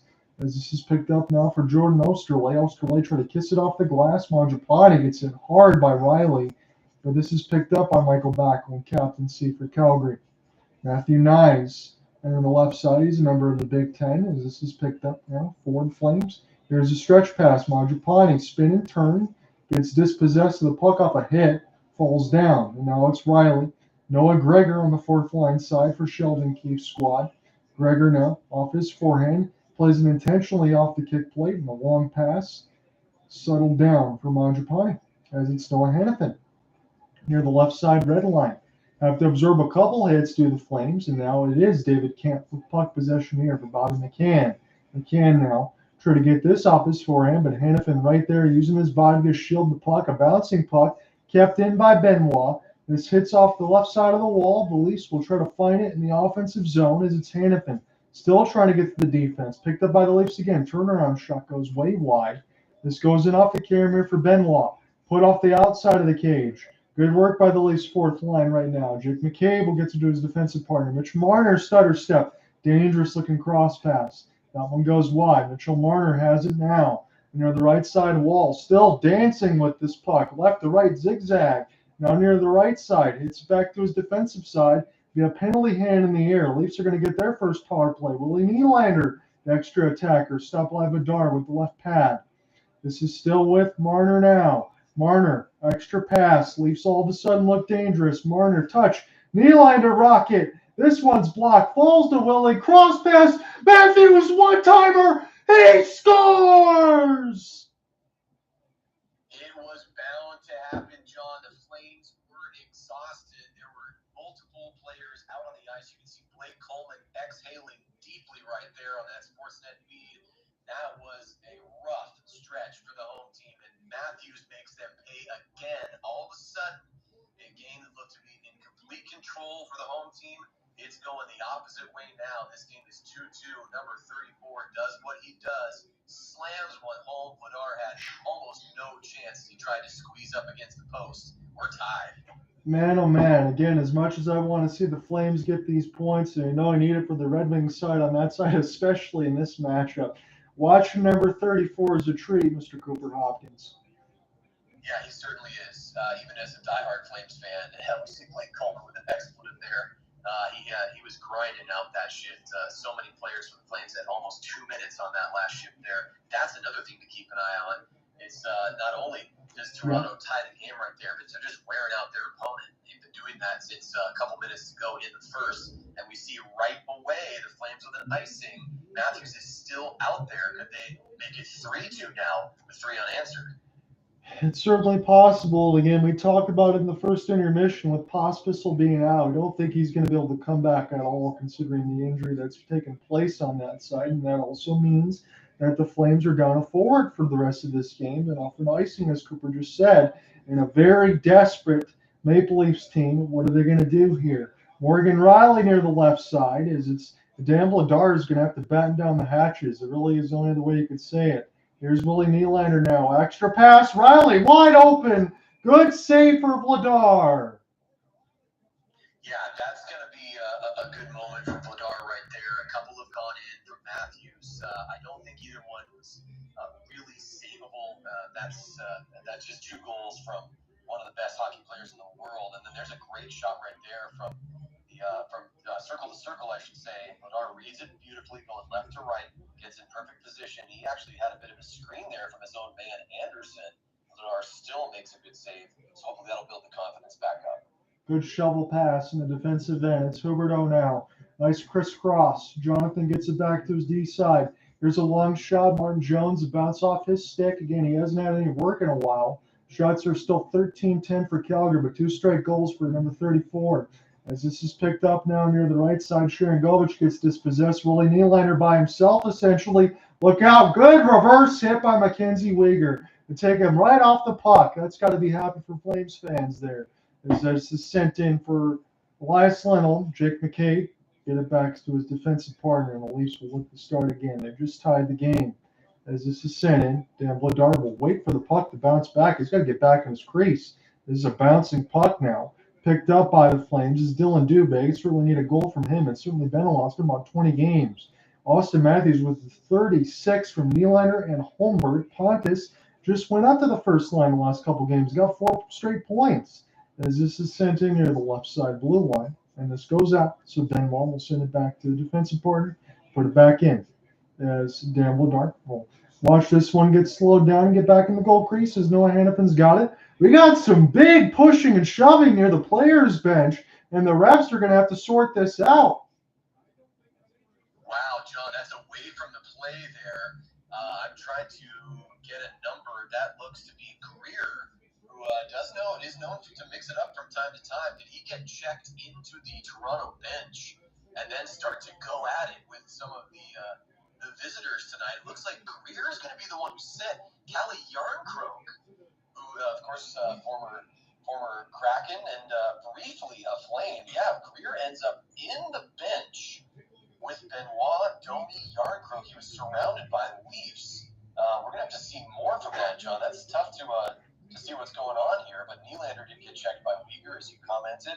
And, wow, this thing's starting to pick up. These are 2 teams who want the points. They're fighting hard for them. I was going to say, what the heck is that all about? I've never seen a player get stuck in the opposite bench because they wouldn't even let him take a line change.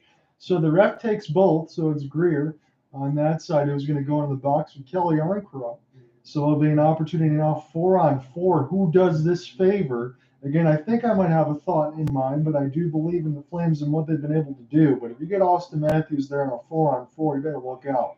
This is an opportunity now. Jonathan Huberdeau, nicely played off the wall near the right side. Shot gets blocked. Heavy hit for the Leafs against one of the Flames. And this is settled back down for Mitchell Marner. Marner now will take his time in his own end. He gets across the Flaming Sea now. He's got his mid-jets on. This one gets blocked a couple times. Played it off the backhand. Rasmus Anderson slow to react to it. And now a dive against the wall. This is a good effort here from Mitch Marner. Just trying to kill some time. As now it's Nazem Kadri. Always wants to see the former Leaf get some points against his former team. This is 1-on-4. Flames got the puck, try to drop it right to Nazem Kadri. And now John Tavares. Good backhanded move. Stutter step. Here's Nylander now. He'll buy time. Here's Johnny T. It's Morgan Rielly. This one goes wide. And this is sent back around now for Nylander. Near the left side dot. Trying to go 5-hole against Vladar, but that was stopped. Tavares. He gets hit. And this is picked up. The Leafs want a penalty. They're not going to get one. Could be a late arriving 2-on-1 if they can buy enough time. And now bodies are continuing to fly everywhere. And now we get a whistle with 33 seconds in the 4-on-4. Yeah, John, tons going on here. And it looks like it's going to be Noah Hanifin, who's got a little more lettuce out from under that helmet these days. He hasn't seen the barber in a while. We are going to get immediate timeout, but he's going to join Greer in the box. So all of a sudden, it's going to be a 4-on-3 power play for Toronto. You can see the fans in white and blue in the Saddle Dome seats jumped up when the team was in the Flames end, and then later we get Hanifin getting his stick tied up, resulting in the tripping penalty. But Sharangovich did a nice job just prior to that unfortunate penalty for the Flames. He tried to do a little stop and go, put the brakes on, but was unable to hang on to the puck that he possessed moments prior. Otherwise, he would have had a really nice, clean shot on goal from about 12 feet out. So the Flames still pushing, but I would say that Toronto's had the run of play here, certainly since the end of the first period. I would agree with you on that side. And again, I'll just say it as plain as day for me. I think the break comes at a good time for both of us on this side and also maybe even for the Flames because I can see one team starting to see that sense of desperation that they really have to have in the Maple Leafs on that side. And this game's starting to get a little spicy. Yeah, definitely intensity picking up. I don't love to see the unlucky penalties there. I don't think Hanifin had any intent, but when you get your stick tangled up like that, the refs are going to call that every time when your opponent goes down. So the Flames, who already were hurting for momentum here, are really going to have to fight through this power play, and we'll see. Because it's very, very easy, as you said, and I love you were so gentle with me. You knew you knew when it went to the 4-on-4 that would favor the Maple Leafs, but you didn't throw it in my face. But I agree with you. Whenever the Toronto Maple Leafs get an advantage, they have those skilled players who can really make you pay.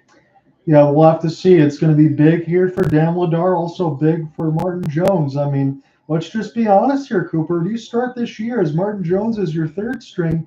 You didn't expect him to be your numero uno, but he's had to be with all the injuries.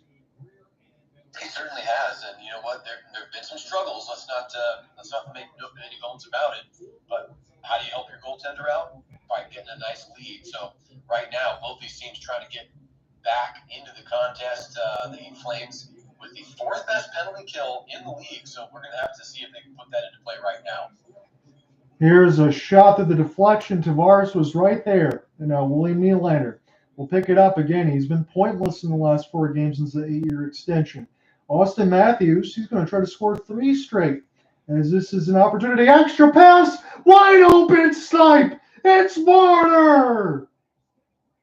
And that's all it takes, John. It's that quick. All the momentum in favor of the white and blue of the Maple Leafs fans here in Calgary in the Saddle Dome, celebrating. And Mikael Backlund, the captain of Calgary, looks up to the big video board, confused as all heck. And here comes Hanifin back to the bench. Didn't take long for the Leafs to get their offense set up. And in the 4-on-3, you just don't have the bodies out there. Even with Chris Tanev, one of the best shot blockers in the world, he couldn't stop that shot. And that is a beautiful third goal in a row. Marner goes up and over the right pad past a diving Vladar. Again, Vladar has really been left high and dry on each of these goals scored by Toronto tonight. I gotta just go ahead and double down what you throw out there, because for Dan Vladar, I don't care if you put a robot back there right now. He's not making those 3 saves on that side. I'm sorry. As it's 4-on-4, that one's done. So Greer is out of the box. Now Domi's going to let a shot go. And this is what Toronto had to do right now. This is a must get for the 2 points. It's only a 1-goal game, and they've been blowing leads left and right. So the Flames can put that in their back pocket. And if this happens again for a 5th straight game, Sheldon Keefe's already been on the hot seat. You could bet your bottom dollar. If you don't believe that, I'm throwing it out there. As this is sent out for Nick DeSimone. As this is picked up now near the right side boards. How are the Flames going to be able to answer? They've given up 3 straight goals, but it's a 1-goal game. Shot board now reads 15-13. Domi racing in, and that's a good pad save. Rebound. Vladar looks behind him, and he's trying to get a whistle, and the refs will finally grant him one. Wow, John, I'm just going to call it what it is here. The Flames just hanging on for dear life at this point. Remember, not that long ago, they were leading on the shot board. I think it was 11-5. Now it's 17-13. And they've given up 3 unanswered goals, almost 4 right there, as Vladar was barely able to close the 5-hole down, has to dive on the puck. And then, apparently, it's Jarnkrok, who is Elias Lindholm's cousin. He's getting mixed up with Backlund and Huberdeau. So there are some tempers flaring, and this one could get out of hand for the Flames. They got to settle down and focus on just tying this thing back up. Absolutely. That's the only thing you can think of right now. Another face-off win. This could be another good shot opportunity, but it's blocked by a host of Flames. And again, and Cooper, I think you just said it right on that. It's trying to hold on here, as it looks like the Maple Leafs are charging, and they might be trying to get a couple more the way they're riding this thing. As it's Bertuzzi. Pass. Picked up now here for Nylander. Nylander now all of a sudden has a couple jets on. He'll pick it up off his forehand. Spin and turn. What a sauce pass for Tavares from dot to dot, but he can't hold on to it. As it's Bertuzzi in behind the net. And now MacKenzie Weegar.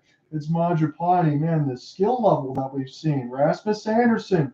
Drop. Here's a good setup and a good defensive play for the Leafs, as Martin Jones probably wasn't going to make that save if the shot got loose. Giordano will gain the line. He'll go ahead and take his change for Sheldon Keefe's squad. Now all of a sudden they're up 3-2. As it's DeSimone. Send this across now for Jordan Osterley. Again, the Flames are playing a forward down. Martin Pospisil out. It's an opportunity now for the Maple Leafs. Off the left side, Noah Gregor, 4th liner, is going to try to keep this puck a little bit longer. Bounces off of Osterley as they're doing some work in behind Vladar's office. 2-4-3 in the last 9 games against the Leafs. As it's Kadri off the forehand. They'll spin and turn. Nicely by time in the high slot. Flames have it. Noah Hanifin, he shoots to the trap because it bounced off the stick of Jones. Bobby McCann will just shovel this out across the blue line. And now the Flames will settle it down. 9:45 left to go in this second. Off the turn, it's Huberdeau. Hanifin, rocket, good glove save for Jones as it's Nazem Kadri back to Noah. He's got it now on the high slot. It was a contested pass. Hanifin going to let it fly again as it's bounced off of Jones. Big cross check in front of the net, no call. Chris Tanev now shovels it toward the paint. Martin Jones is down. He makes the save. Wow, John, Martin Jones really called into action right there. And like we got to say it, Noah Hanifin almost tied this game twice. He had 3 shots on goal. One was a pretty standard save. That was the third of 3. Where the puck from distance bounced off of the chest plate of Martin Jones. But Hanifin throws a little wrister right there, and I don't think Jones even saw it. He just happened to have the blocker in the right spot. If he moves that blocker about 3 inches in toward his body or 3 inches the other way toward the post, that is a seeing eye snipe that makes this 3-3. But things just going the way of the Leafs right now. And, they seem to have all the drive and currently hold the lead after being down 2-0 this thing, John. Yeah, it's been a tale of 2 periods. Again, I didn't mean to call it into consistency here when I said the second period might be a struggle here for the Flames, but that's kind of where it's been. And for the Maple Leafs, again, I know I've hit the button a few times, but the sense of desperation, I mean, we talked about it. You got Vancouver, you got Seattle off a back-to-back Saturday, Sunday. and back-to-back against the Winnipeg Jets. When Cooper asked me if it was a must-win for the Leafs, again, I'm tripling down on that and saying, hell yes. They got to find a way to get some points. The Flames know that on the other side, too, and they want to be able to keep this win streak going because they're trying to get in the playoffs in the West. It's a big 2 points for both teams. Yeah, this is, I'm already projecting forward here. If this game continues the way that it has, at least through the first half of the second period, with the Toronto Maple Leafs really in control, it starts to make me wonder, what does that look like for the Flames when they were up 2-0 and almost made it 3-0? And they have, this is what we were talking about with the standings. They've really put themselves in a good position. But they also, we use the phrase, we don't want to throw it around too lightly. We use the phrase must win. It does feel like this is something for the Flames that's going to be not necessarily must win, but maybe one step back from that. They just cannot give up games, especially when you're holding the lead at home. Can't give those points away when you are chasing it already, and there's going to be so few spots to vie for those wild cards. Yeah, and as you said, they're starting a 6-game homestand. Again, on this side, look at it the other way for the Calgary Flames. On Saturday, they're playing the hottest team in the league in the Edmonton Oilers in the Battle of Alberta. I mean, that could turn into 4 points that you don't get. You don't want to continue to drop those. So I think that's rightly said by Cooper on that side. Is this one sent in? This will be iced against the Leafs. Sheldon, this is just a question for you. We've covered so much Flames hockey, and we've asked this question many, many times. As now the shot board is even at 17. 9-12 to go here in the second, 3-2 Toronto. What do you think you need to see from the Flames to give you an indication that they're getting back in this thing? Because right now Toronto's got it right where they want them.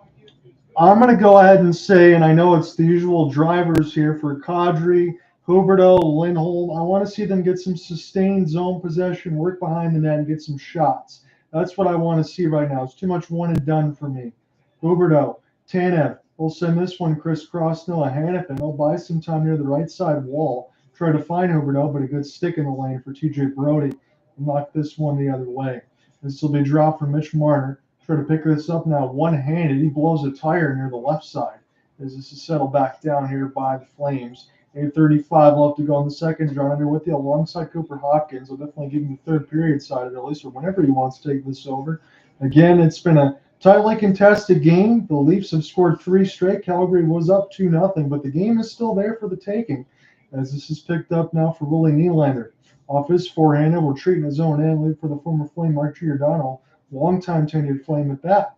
As this is sent in off the endboards here for Dan Vladar. Shovel this near the right side wall and try to be gloved down by a host of Leafs, Tyler Bertuzzi in particular. And now it's Rasmus Anderson. For Connor Zary, good hit for the Leafs. And Benoit, again, they've been talking about him a lot for the Leafs side on defense, and they needed it. As this is sent down, gloved down by Martin Jones, will take no chances.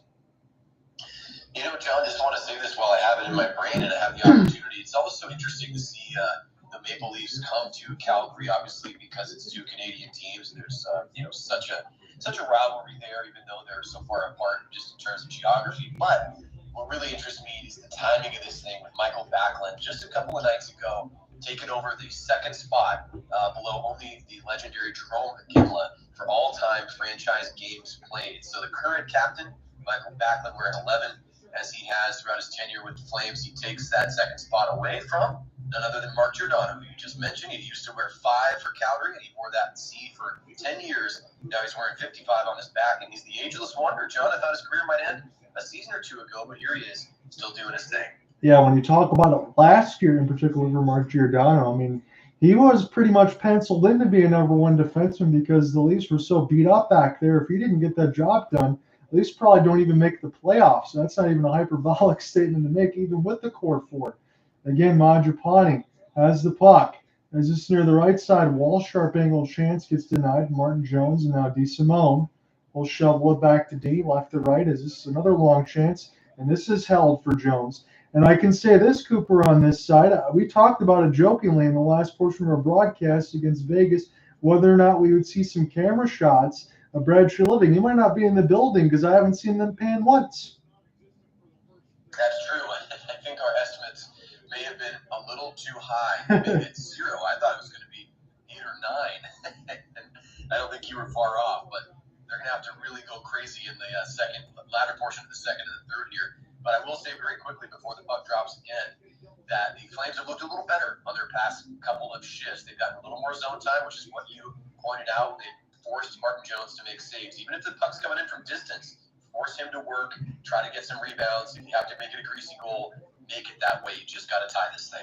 Yeah, you got to find a way to continue to get the pace of play because right now we saw it was in Toronto's end for a moment. It's Matthew Nyes now. Nyes, forehand, good wrister. This one gets blocked by a host of Flames, though. Calle Jarnkrok back on the ice with David Kemp as they mixed in Brody on the side for Morgan Rielly. So you got the fourth line with the first line defense. As this is settled back down here for the Flames and Dylan Dubé, Jarnkrok forces a steal. And now it's David Kemp. He's usually a shutdown center. This is settled back down for Nick DeSimone. He's trying to get played to Dubé off a back pass, and now it's Nyes. Nyes. You're on the left wing side. Good save for Vladar. Rebound scores. He couldn't hold on to it, and it might be Matthews again. Oh boy, it is, John. That is 3 for Auston Matthews with 6:21 to go in the second on their 18th shot, John. It might be, and we're starting to see there's a couple beanies on the ice there. There come the hats from these Toronto fans. Flames fans stunned and had the 2-0 lead, almost 3-0. Now Vladar, this one may be on him. I think he had a pretty clean look at the initial shot, tried to get it down with the trapper. Yes, he did, and that one bounces off the bottom of the glove. Matthews, that's why he's one of the best, in the right place at the right time. It makes it look easy, and boy, he did it on the backhand with DeSimone tying him up. And Matthews looks like a man possessed, John. It's 4-2, and I think it could get worse here. I just want to say this is plain as day. I agree with you on the first part for Dan Vladar. You got to be able to hold that one and try to, instead of maybe make a play, just think about making the save and getting the stop. But that is a nasty backhand against the grain as you're being held up with velocity. My goodness. Yeah, and it's, I mean, we're just seeing it. This is what we talk about when we talk about the McKinnons. We talk about the Crosbys. We talk about the Connors. And that does mean both Connors, right? Yes. So one is nursing a broken jaw and is a rookie. But Matthews is absolutely, well, dare I say it, on fire while the Flames look like they have been doused. I'm not sure what it's going to take here. If Matthews is on this kind of a mission to get these points and change the narrative that's been around this team, hey, are they blowing leads? Can they really hang in? What are these Toronto Maple Leafs this year? Well, they're going to go as far as number 34 takes them. He's taken them quite a ways tonight, to say the least. Yeah, I guess that's why you pay him $11.5 million on that side. And again, for Auston Matthews, it's one of the situations where, okay, you might go 2 or 3 games without a goal, but you always still get the two-way play and everything else. Right now, he's got all 4 points in this game. But what I mean by that is you might go a couple games without a goal, and then all of a sudden, Cooper, as you see tonight, he breaks out with 3. Yeah, all it takes is just a half-inch of room, and that's really all he had. DeSimone was playing decent defense against him. They're just outside the paint. Matthews finds the rebound, and again, yeah, you're right. That's why he's got the big bucks going in his bank account for nights just like this. You got to have the points, and there's a shot right on as the pass comes out from behind Vladar, almost 5-2. John, the Flames are reeling here. Matthews at 13:39 gets his 37th. He and his teammates are hungry for more. Yeah, I honestly don't know how Dan Vladar made that last save, even though he should have probably had the one previous. So maybe the scoreline is probably where it should be at this point, as it's iced against Calgary. Again, Cooper, I apologize to bring you into a game like this. I kind of had a feeling with the desperation side of it, but nonetheless, we get to watch superstars. And here's their diagram that's in front of us. Maple Leafs last 5 losses and leading with multiple goals. It's not looked good for them of late. No, but this is apparently just what the doctor ordered. I mean, the Flames, maybe they need to see that graphic on a screen in the locker room during the break here, because they got to believe that they can win this thing. They are at home. I know the crowd is mixed, but if they can get one, then it's only a 1-goal game. As a shot comes from outside, bounces past Vladar, and hits right. There's one right on. That is Tavares. I was about to say Jarnkrok, but it's 91, not 19. Boy, Maple Leafs are everywhere, all around it right now, and I'm not sure how much longer the Flames can hang in as we hit the media break here, John, media timeout. My goodness, the Leafs have just taken over this contest in Alberta. So normally I could say this is a coaching decision, and again, people would agree with this, but again, I'm just going to throw it out there. okay, you can normally say somebody's hot, let's double team them or cover that side of the ice. Well, you can't do that when you got John Tavares, Willie Nylander, and Mitch Marner. So you have to still be able to get your assignments. In the Flames, again, from what Cooper asked me earlier, I think they just got to go into this third period. Hopefully, they're only down 2 on this side for the way that it's going. But find a way to get back to your puck possession game and get shots in on Martin Jones, because right now in the second period, it looks like you could put a pillow back there at this point. You got to find a way to work him. That's a pretty funny way to say it there, John. I like that. I think you're right. And listen, this is a wild hypothetical at this point, but hey, it's why we're here. We're having some fun. We're thinking about what these storylines could be if this game, not if, but when this game concludes. You got to think based on that graphic that Sportsnet just showed us. Yeah, the Leafs have had trouble holding the lead. Can you imagine the raucous outcry that there will be if the Maple Leafs, looking as good as they have throughout the end of the first period and the entirety of the second? Can you imagine if the Flames come back and win this thing? What the Toronto media is going to be saying? That's going to be wild. But it doesn't look that way, but it would be pretty nuts if that does take place. I would say this honestly on this side is we're looking at a hit from 2016. Holy cow. That was Nazem Kadri on that end. But I would say it this way. If this happened again, I wouldn't even think that Sheldon Keefe would make it through the weekend, and I mean that. Yeah, I think that you're right. Obviously, we're talking about a hyperbolic situation here, a hypothetical one that doesn't seem like it's likely to happen. But the Flames do have some skill here. They have been strong of late. They just have to get a little momentum back. Do exactly what you said. Got to build that zone time. Get some more shots at Jones. Try to find maybe a rebound, a little extra puck luck. But right now, the Leafs have it in their own zone. They're looking to possess. I'll let you jump back on the play-by-play. So 5:05 thereabouts left to go in the second. It's 4 goals now for Toronto, and a drive behind the net. Trying to play this off the backside of the cage, just takes a bounce, and now Backlund will spin it around the inboards. Again, for Calgary, one game is just one game, but again, you can't let it compound because you have the Edmonton Oilers, again, on the Canadian Hockey Day on Saturdays. They'll close it out on Hockey Night in Canada. So somehow you'd have to take this, flush it, and then move on and play Edmonton, who's won 11 in a row. But we'll see if that's going to snap as we look into our second period scoreboard intermission in a little bit. As this is sent around now near the wall, and this will be taken outside the zone as the Maple Leafs forwards will take a change. This will be a baseball-style snag by Vladar. He wanted to play a Jarnkrok charge, so hold on. Well, John, I don't want to spoil it, but because of technology these days, any listeners will be able to check and see what I just noticed. And we have a similar situation unfolding with the Flames rival up north in Alberta. After being down 2-0, the Oilers have taken a 3-2 lead against the Kraken. Well, again, if you're the Flames and you're the Kraken, you kind of understand the power of the opponents that you're playing against, but comebacks are also possible with another period left to play. Giordano lets one go. If Giordano scores, I wonder if Cooper is going to have some mixed feelings, as this is sent around now for the Flames to go ahead and play with Tanev off of a long stretch, and now Kadri, as this gets played, I believe, offsides with 4 minutes left to go in the second. Yeah, John, just keeping an eye on things, too. Obviously, we'll talk about this in more detail. We'll give it all away, but the Predators are underway. They're here not far away from where I am, just a few miles southeast in downtown Los Angeles. First period between the Predators and the Kings is scoreless at the moment. I love the fact that we're scoreboard watching again with pretty much half the season left to go, because right now with all the teams that you're charging and referring to, as we talked about, it's important right now. I mean, you could have maybe 15 teams, Cooper, that are separated by 2 points or less in the standings. Noah Gregor off the backhand. We'll try to pick this one up as this is sent around, and that'll be Jake McCabe. For David Kampf, will hold the high slot as this is a back pass. It'll fall to David. Play off the backhand. That's a good shovel at the paddle there for Dan Vladar. But this is kept in by Kampf. Bounced off a body. And now it's Tanev. Get this one across the Flaming Sea for Nazem. And offsides again against the Flames. Yeah, don't love that. That's Rosichka on the near boards, stepping across the line. Kadri, I think, surprised by it, disagreed with the call, but just mental mistakes right there. So when you do get possession, you do have numbers as well. The Flames had their 3 forwards. They crossed the blue line. One is too advanced in the play.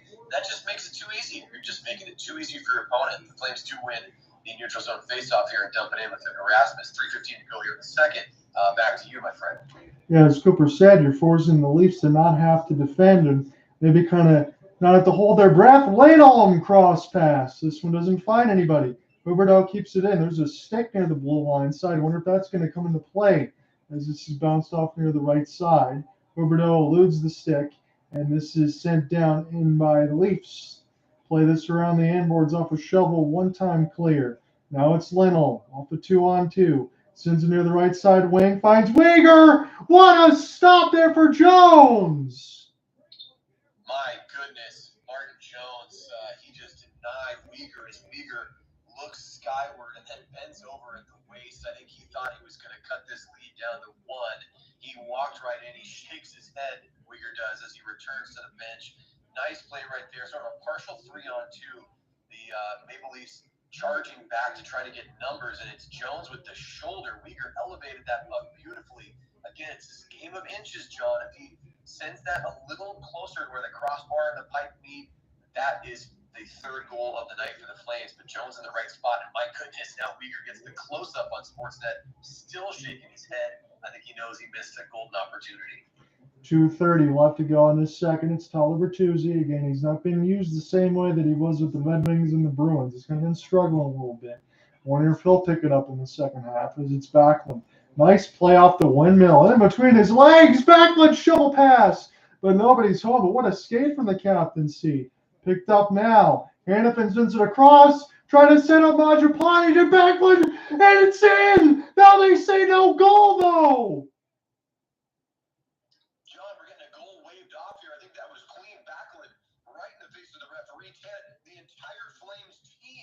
Surrounding the referee, we got to see a replay here. I'm not clear, but that looked like a good goal to me.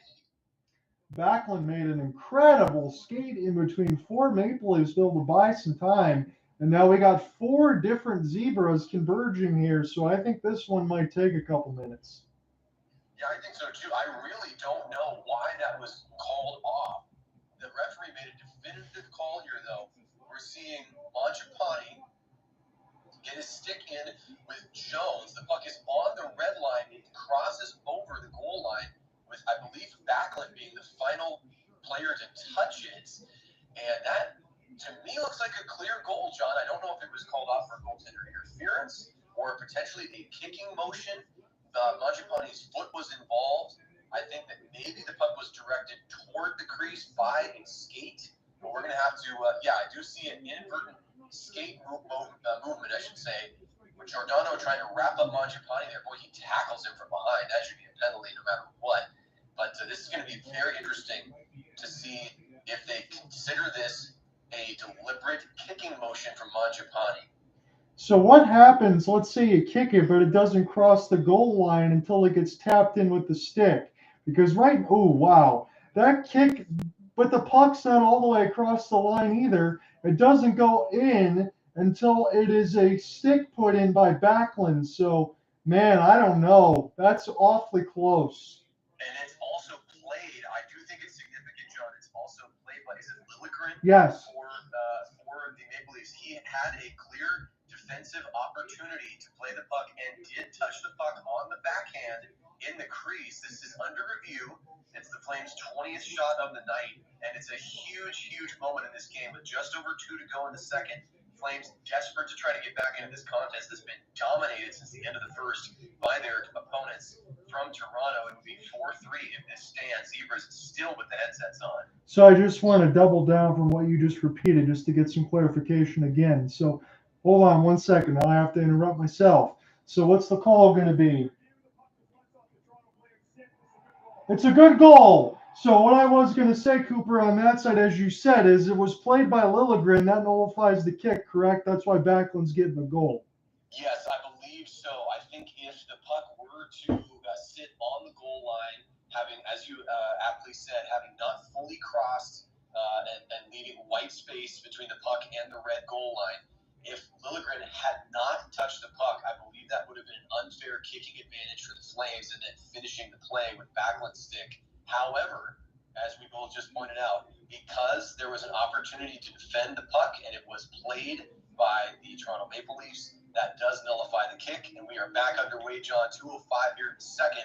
Leafs win that center ice draw. Different game now. It's still a lead for Toronto, but the Flames may have some life here. Yeah, how massive is that goal going to be? They just put the pan there for Andrew Mangiapane. I think he got a new shiner as part of that assist as well from Backlund. 1:40 left to go in the second. Mangiapane is going to get the goal, his 9th right now.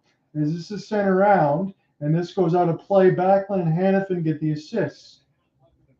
Yeah, so I guess we didn't have the best view. I think the referees had the overhead goal line view, and that puck may have just barely crossed. So interestingly enough, Liljegren did have a crack at clearing that thing off the line. He touched the puck, but the puck's momentum carried it probably millimeters over the line after it bounced off both the left and right skate. Backlund did end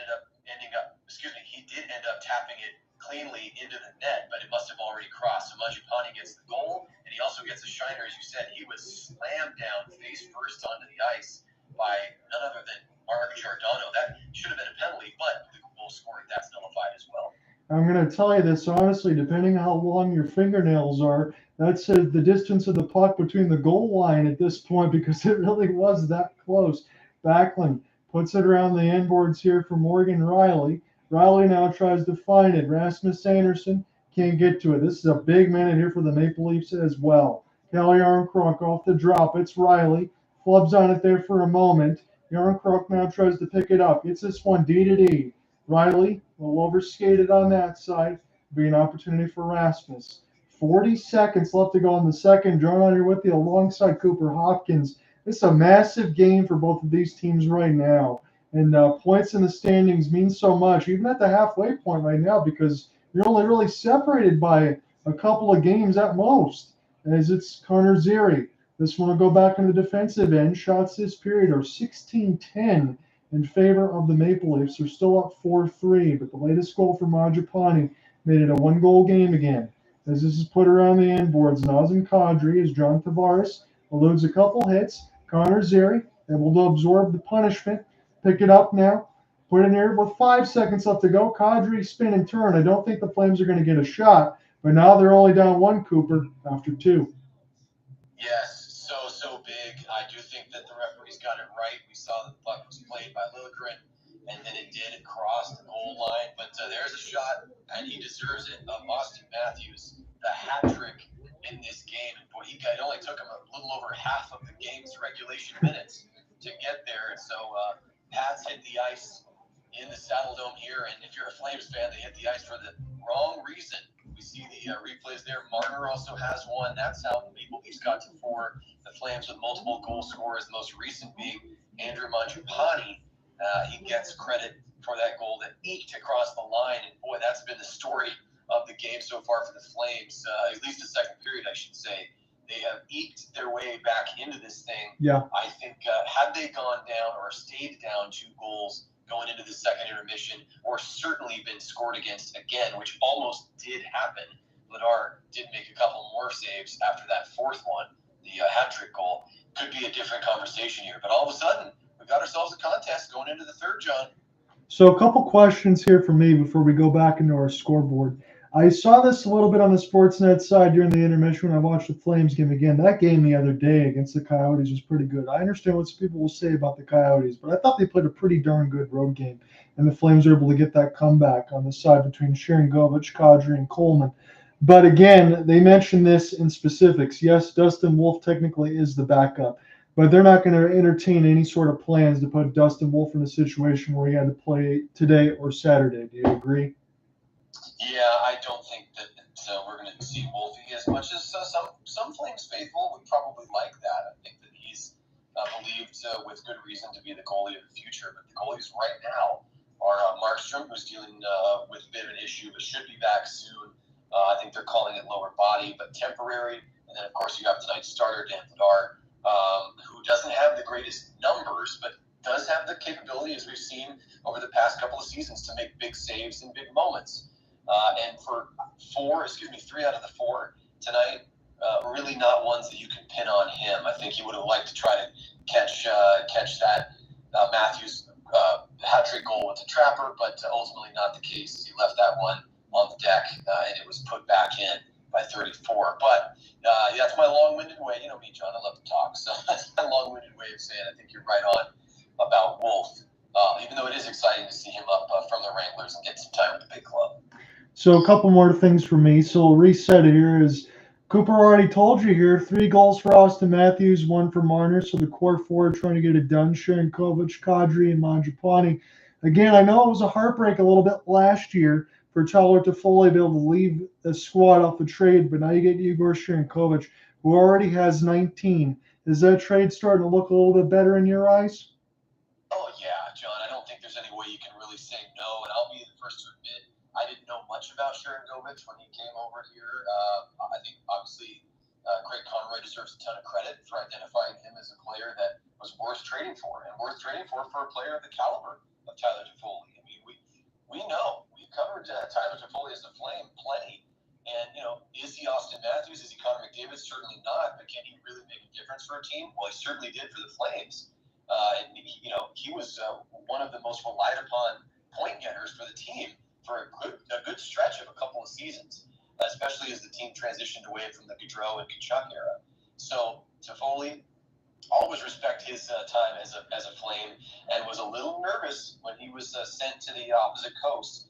But you got to give it to Sharangovich for really stepping into the role. Took him a little bit of time to get going, but man, as he got going, I know he can't stay this hot forever, but I think he's more than showed that he deserves a spot, not just a spot on this team, but one that is very much like Toffoli, where he's relied upon. Absolutely. And again, that rifle shot just the other day, already had a beautiful tip in this game to open the scoring.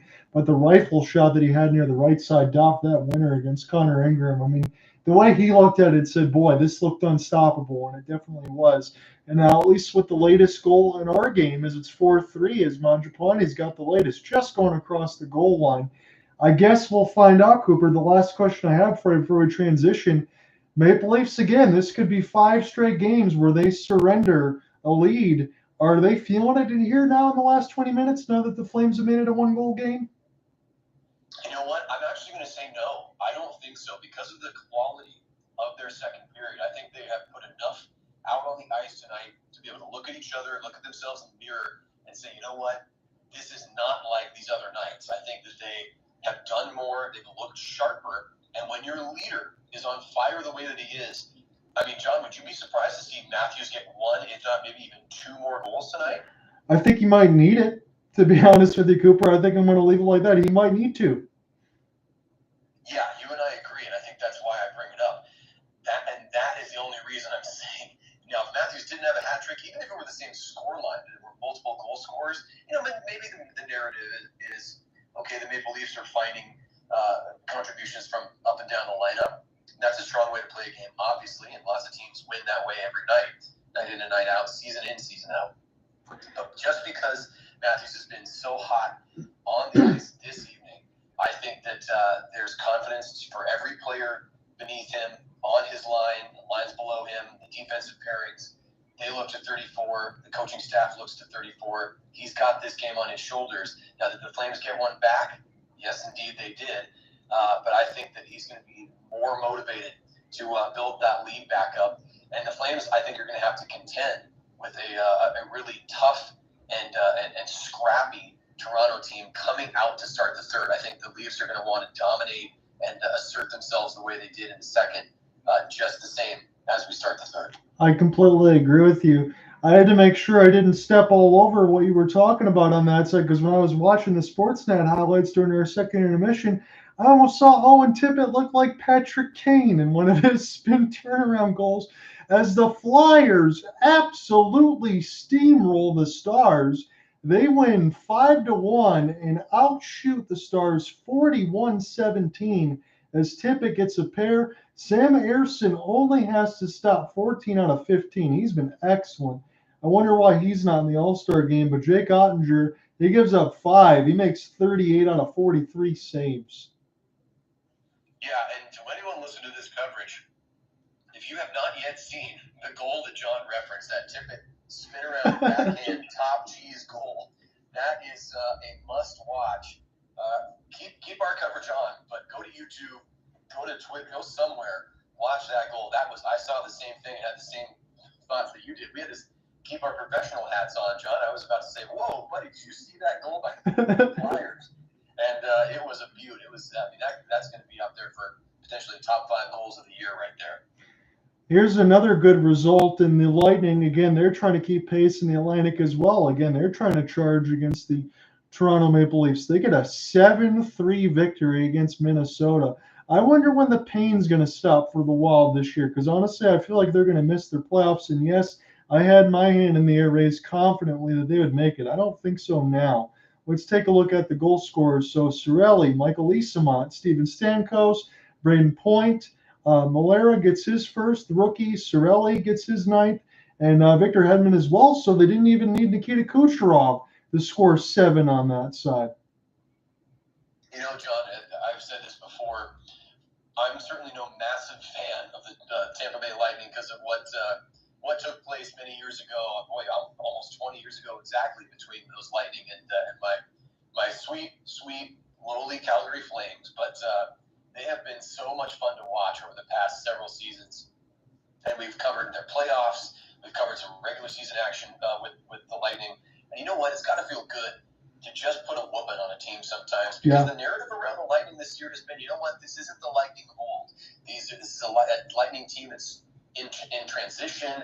They've had to come out publicly and say, hey, we are not trading Steven Stamkos under any circumstances. Don't come knocking. We're still trying to make noise in the Eastern Conference. And what a way to put a stamp on that kind of a statement when you go out and hang 7 on your opponent.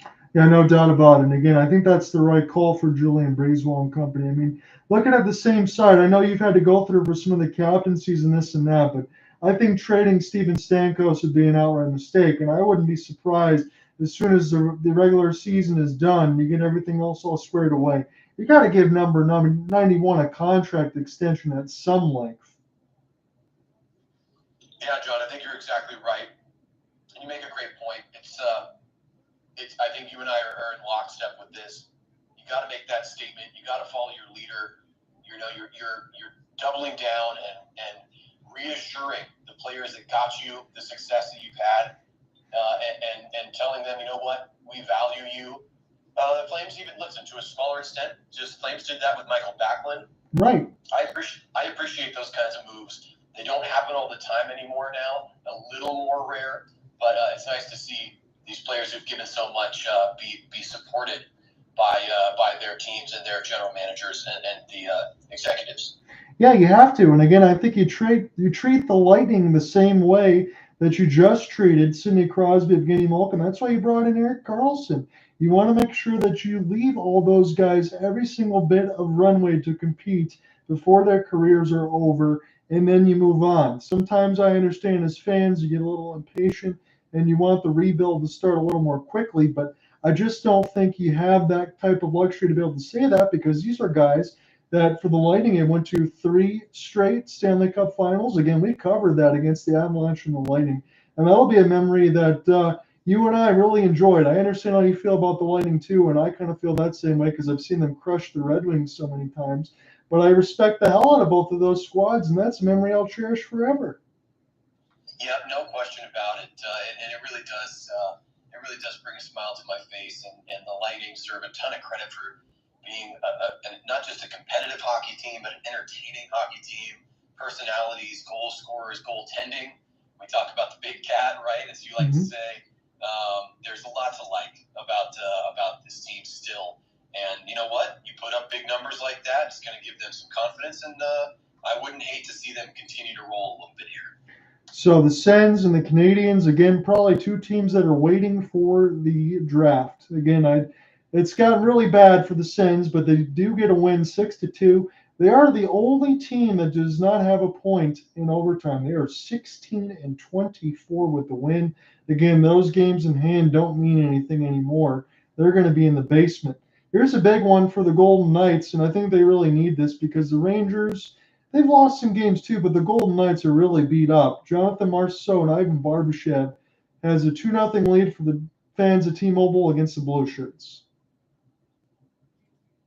Yeah, the Knights a little up and down of late, and you know what? The Rangers are really one of the top teams in the league this year, and they're up 2-0 right there with a couple of periods to go. So we'll see what happens. But yeah, the Knights are just trying to fight to kind of keep their positioning right now, and if they play the way they did in the first, they're going to be able to do that tonight. Absolutely. And again, we referenced Arizona just the other day against Calgary when they only picked up a point, but I thought they played a good another road game. They're going to have to do it again. Travis Dermott gets his first from Kerfoot and Jason Zucker. Elias Pettersson's got his 24th on the power play. Quinn Hughes has 42 assists. Thatcher Demko only had to stop 3 out of 4. Connor Ingram gets another start. I mean, he's been terrific. 13 of 14. Again, Connor Ingram has 5 shutouts on the season. He's playing behind the Arizona defense. So I wonder why he wasn't selected for the All-Star game, but I definitely think he should have been. Yeah, another good point. I think we could raise some questions about a number of teams. We actually did this the other night with the Flames, where Lindholm gets the nod. But really, Blake Coleman. We want to talk about Tampa Bay Lightning. How about the guy who's got his name on the cup with the Lightning? That's Blake Coleman, number 20 in red these days, and doing really well for Calgary. Would have loved to see him get a little recognition. He's such a great family man, good presence in the city of Calgary, and a good teammate. And really has produced on the ice this year. But that's the way it goes. The All-Star game is the All-Star game, and I'm sure it'll still be a great contest, even though it might be missing a few names that deserve to be there. Absolutely. And again, I'll just reference this as far as my publication. I'll make notes at the end of the broadcast. But Blake Coleman was my selection for the Calgary Flames, and I made sure that I noticed that one at least. It is 0-0 between the Preds and the Kings. That's big for wild card positioning. I don't know who you would want to win on that side because you can't really win in that situation if you're a Flames fan. Yeah, you're right. I mean, that's a tough deal, but that's the way it goes sometimes. And John, I just keep looking at the standings here as these games are underway. It's a really interesting situation that we're in just generally right now. Sure. You talked about us talking about fighting for position, and we haven't even hit the All-Star break yet. These games between the Oilers, Preds, Flames, Kraken, the Coyotes are still in the conversation, really on both sides of it, meaning East and West. There are only a small handful of teams that are truly out of it. Obviously, the Sharks are in kind of a category of their own, but 2 or 3 teams on each side that are pretty much waiting for the draft. Everyone else is at least still knocking around and trying to get into a wild card spot. Yeah, to double down on that, I'm not going to give you all the team names, but I'm looking at the standings alongside Cooper on that side. And between the East and the West, you have 6 teams in the East and 5 teams in the West, all within 2 or 3 points of a playoff spot. So it can't get any tighter at this moment. That's correct. You picked up what I was laying down. That's exactly what I was just looking at, and as you were as well seconds ago. And I think that's what most hockey fans are looking at. Unless you're fortunate enough to be a fan of, let's say, the Winnipeg Jets this year. I mean, my goodness, they are dominant. The Canucks, again, to my own horn, I was saying this would be the year that the Canucks would really make that shift, and they certainly have, sitting at 62 points right now. And in the East, the Bruins still are who they are. Rangers come back down to earth a little bit, but still right there with the Panthers with 58 points, and these Leafs in that wild card spot, 50 points right now with 42 games played. So much movement's going to happen, and it's really fascinating early this year, which I love. I will say this. I'm going to go to the scoreboard really quickly, and then I'll bounce back to the point you just made between the Panthers and the Leafs. So the 3 goals that we didn't talk about for Edmonton all scored in the third. Warren Fogel's got a couple, and Draisaitl's got his 22nd on the power play. So the Oilers have come all the way back. Kraken still got a period on the road. They've just kicked off the third.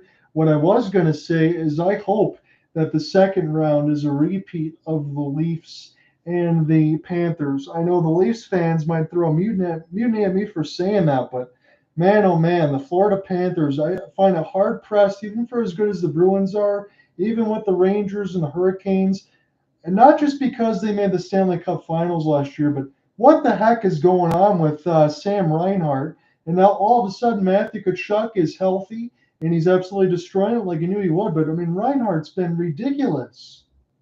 Yeah, Reinhardt's been really good, and of course I'm being facetious here, but you never know with Matthew Tkachuk. He's an interesting one.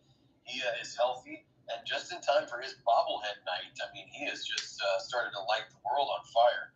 So, you know what? I'll always love Tkachuk, and the Panthers, of course, with that run to the Stanley Cup final, they were outclassed a little bit, but they might be loading up for another big run again this year, John. And again, that bobblehead, the picture, and everything else you referenced, I saw it during the broadcast again. That was a great one. I had a picture of the puck, Matthew Tkachuk's bobblehead, and a rat right next to it. That's a beautiful sight. Exactly how it should be. The Panthers are always going to be the Panthers. I love that they lead in to those unique things for their franchise. And you know what? As much as I wish he were still a Flame, I'm happy that Tkachuk has settled in. Florida is really making a difference there, as he would anywhere. But it seems particularly right down there in the Sunshine State. So good for them. And again, the other day when they played the St. Louis Blues, Tkachuk got a hat trick right in front of his dad and all that stuff too. So I imagine that was a big one. Do you want to take this third period with trepidation? I know I'm feeling it, but you might as well, Cooper. Hey, Les, you know what? You've been doing yeoman's work as you always do. The players are back out on a fresh sheet of ice here at the Saddle Dome, and it's the least I can do, my friend. Thank you for offering it up to me. As we see the Sportsnet right on time, their graphic, the most third period comeback wins this season. Tied 3 teams with 8. The Flames, the Avs, and John, those Red Wings. 8 comeback wins in the third period. So the Leafs are back on the bench. The Flames are back on the bench. Blake Coleman, who we spoke about during our break, is out there. So is Andrew Mangiapane wearing that shiner on his left eye, courtesy of his former teammate Giordano. And the Flames with a nice, clean face-off win at the Flaming Sea at center ice to start this third period. Cooper Hopkins on the play-by-play with John Ott. He's the brain. He's got everything. He's going to have this commentary as well on the color side. Now the Leafs are going to clear this puck all the way down as Hanifin chases, and we should have an icing. You ever know it's waved off? It must have been deflected at some point. Worth noting, 7-1-1 are these Maple Leafs in their last 9 against Calgary as the Leafs hold this one in right there. Weegar sees it from all the way out of the blue line.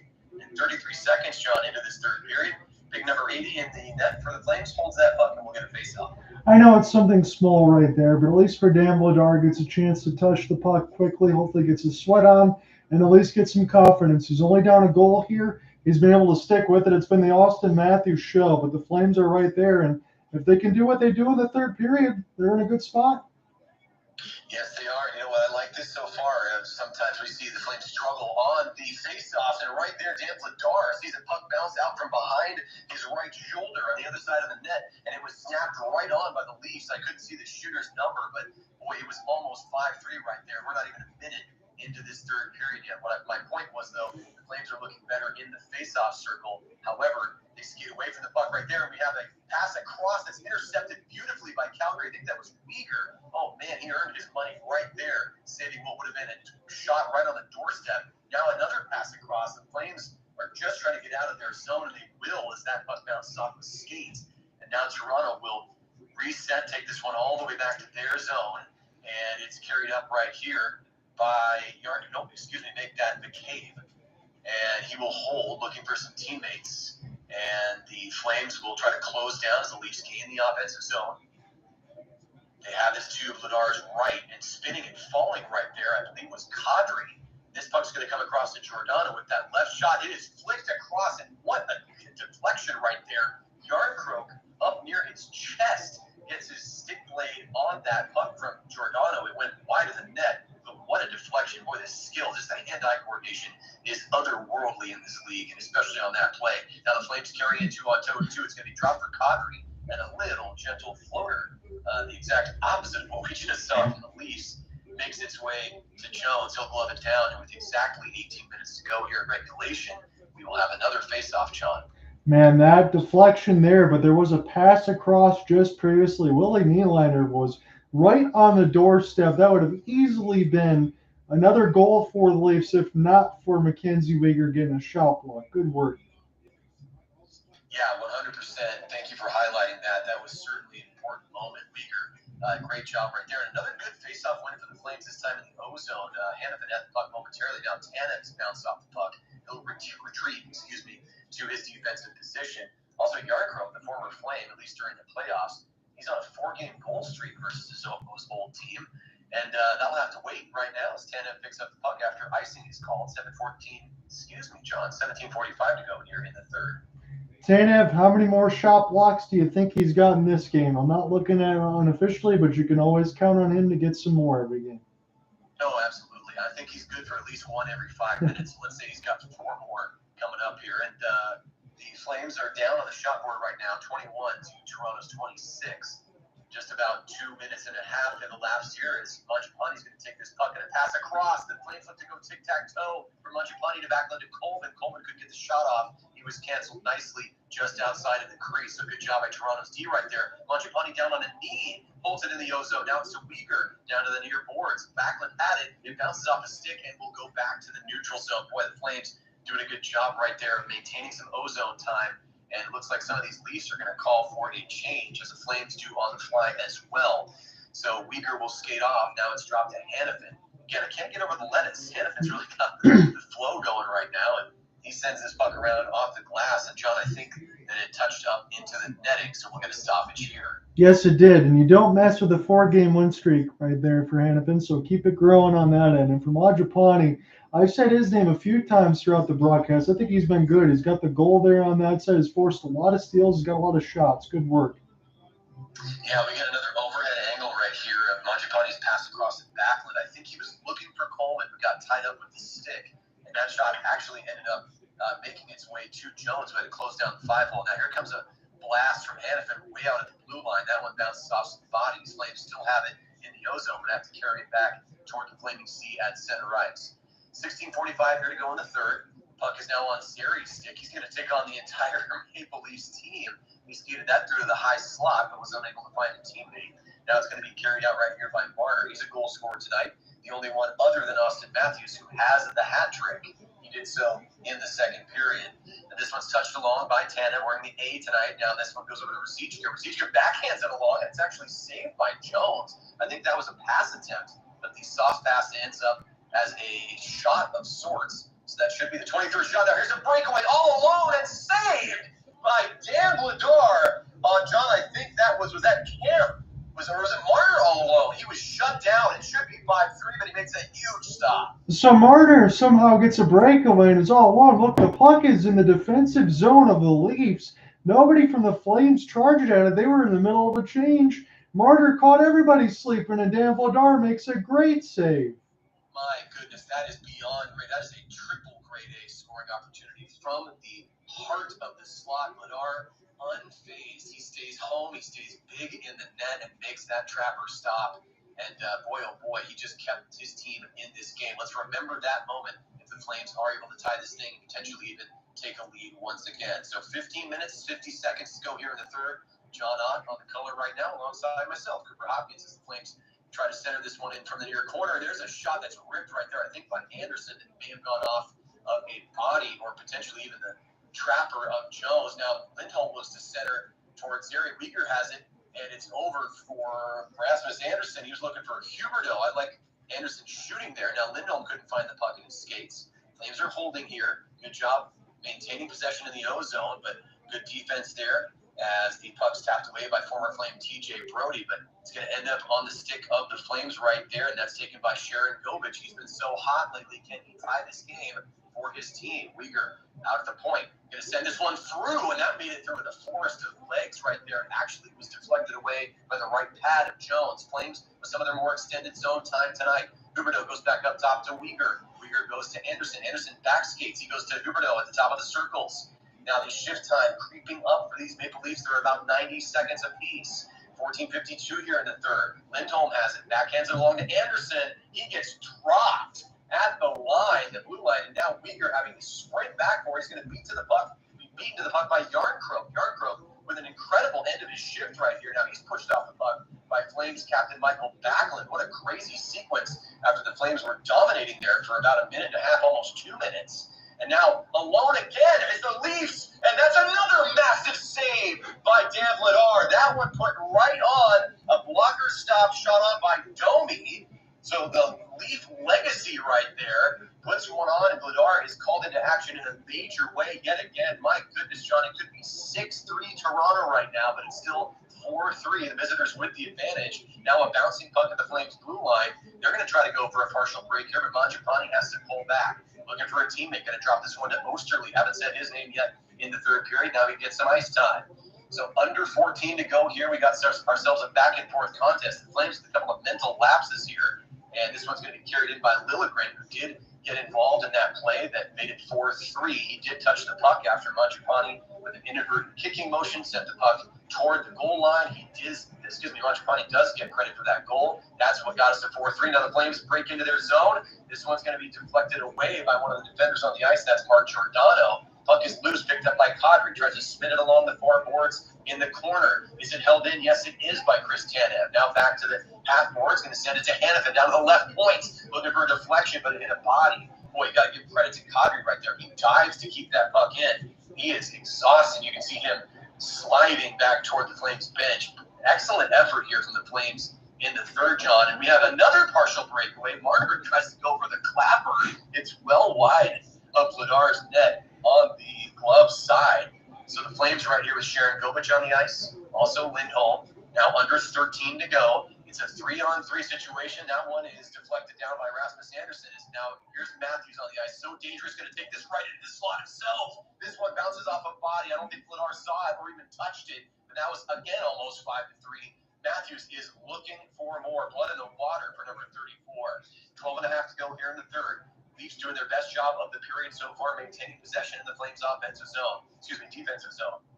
Now the puck is behind Vladar. One of the Leafs goes down, allowing the Flames to take possession. It's going to go to Sharangovich, tries to dipsy-do around a defender, eventually gets the puck back after losing it, goes to Lindholm, and boy, Huberdeau looks bad right there on a slap shot attempt, and then almost blows a tire. Boy, yuck, I have to say, Huberdeau looking bad in that sequence, and he will gingerly skate back to the bench. Maybe it's just embarrassment right there, but that was not exactly what he expects from himself, nor do the Flames fans expect to see that for number 10. In red, white, and yellow. Now, this is a nice back pass from the neutral zone. Backlund, he's going to drop it. Mangiapane can't find it in his skates. It's knocked away back to the neutral zone. Tanev with it. He's chased down by two Leafs. Going to send this one along the boards near the players' benches, and it goes cross ice to Hanifin. Now, Hanifin steps around McKenzie. Looks like he's going to go off for a change here. But Backlund's on the forecheck, and he will stay in, trying to keep this puck in. Osterley back on, number 82 for the Flames. Puck flutters to Backlund. He's got it on his backhand. Going to tap it along. This one's for Zary. Zary going to center. It's right there in the slot. And it's tapped in. Tie game. Zary does it himself. And it's 4-4. Wow. What an incredible period this has been. It's been back and forth breakaways all over the place. Toronto could have scored a couple times. But Connor Zary looking a little bit like Connor Bedard and Connor McDavid a little bit. They call him Connor McZary. Yes, they do. Backhand play. It's wide open near the left side of the crease. Second effort, he beats everybody to the puck, scores on the backhand, and we're tied. Oh, my goodness, my friend. I'm not even sure what to say right now. That was an incredible, probably 5 or 6 minutes of back and forth action right there. Flames fans on their feet. What a contest we've been treated to tonight, no matter how this thing finishes up. You've got to give credit to the team in red tonight for really bringing it in the third.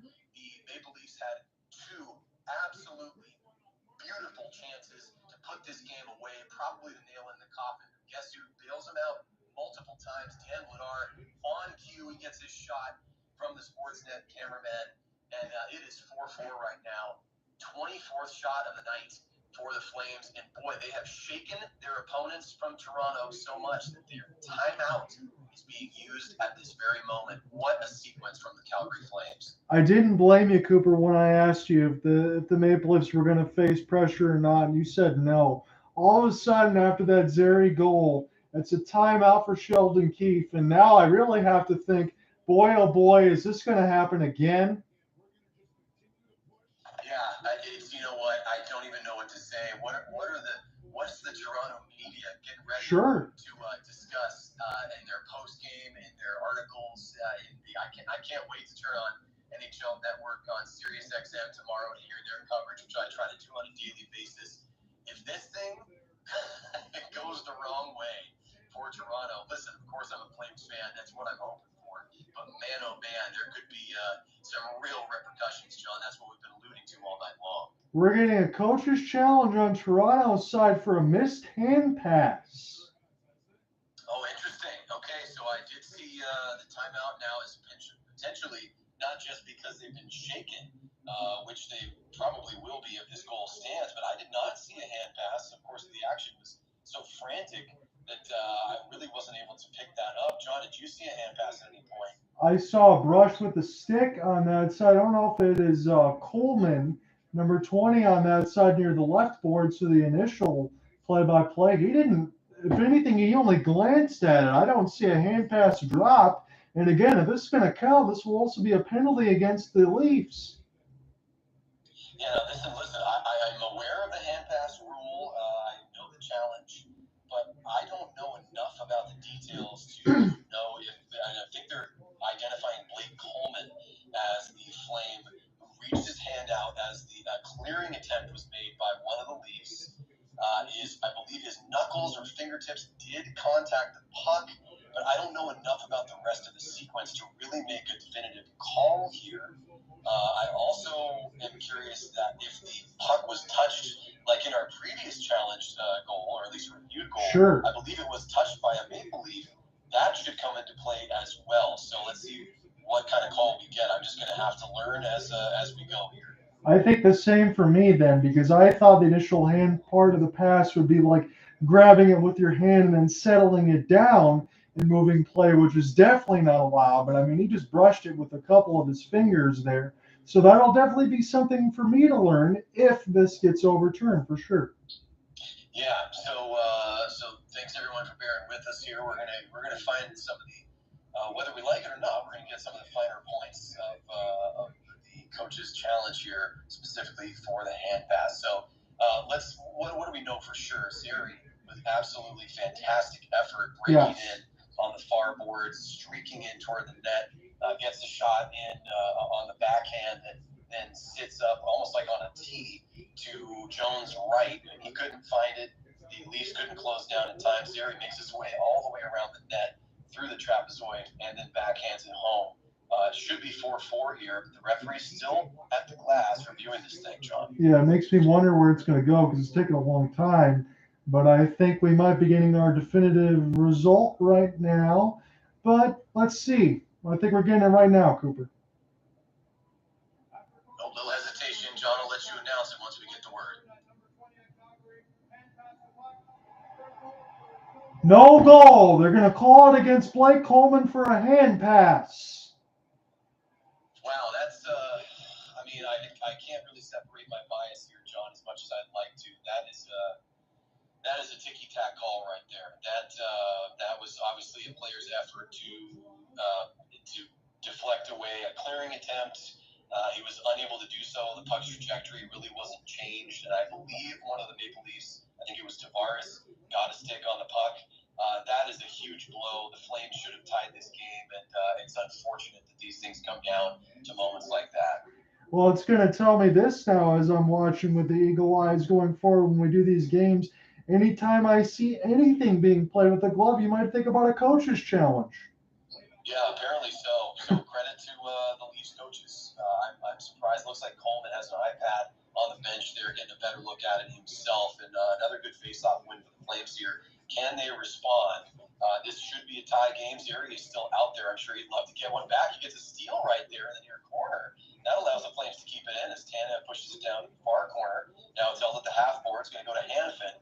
Hanifin's going to release this one. It bounces off of the end boards, and Zary pushed down to the ice. He holds it in, and boy, I think it was Kadri that almost tripped over a couple of bodies right there. We now have exactly 11 minutes to go in the third. Again, the fourth and tying goal for the Flames that was put in on a beautiful play from Backlund into Zary. That has been wiped away, and the Flames are looking to break back into this thing and tie it, but it's going to take some effort as the Maple Leafs have been, I would say, the better of the two teams overall tonight. The Flames really bringing it here in this third. So 10:35 on the clock now. This one's fluttered toward Jones, and Huberdeau's right on the doorstep right there, along with McCabe. He gets canceled off, but not before Jones has to cover. So we'll get a face-off and the media timeout, John.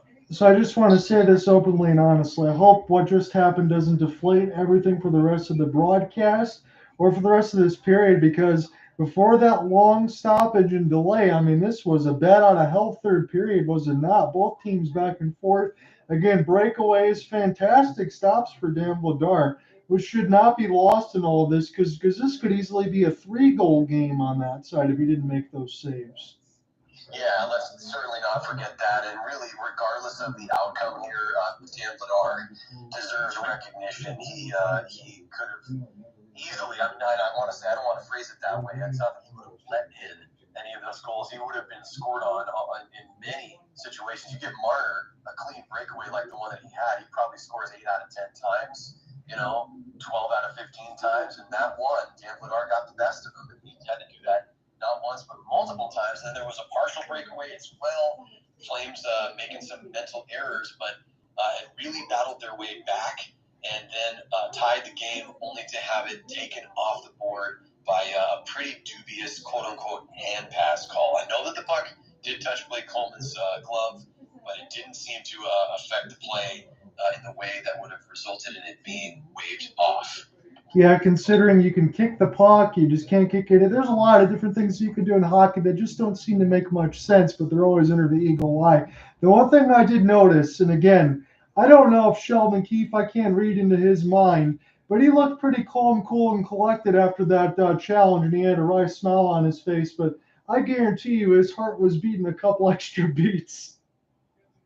Yeah, I think he's pretty proud of himself and his staff for taking care of business and being on the right end of that thing, or quote unquote right end. But yeah, I think that he may have been a little more nervous than he let on. As we are back here, and action will resume momentarily. We're getting some of the replays of tonight's goals, and Andrew Mangiapane is one of those goal scorers. He's got 1 on 6 shots. Another face-off win, and the Flames try to spin and fire at the net. I think that was Coleman, or no, make it Huberdeau, who was there trying to get a shot on, and ultimately bounces away. Now the Flames chasing after it in their O-zone. They're going to come away with it. Hanifin at the near point.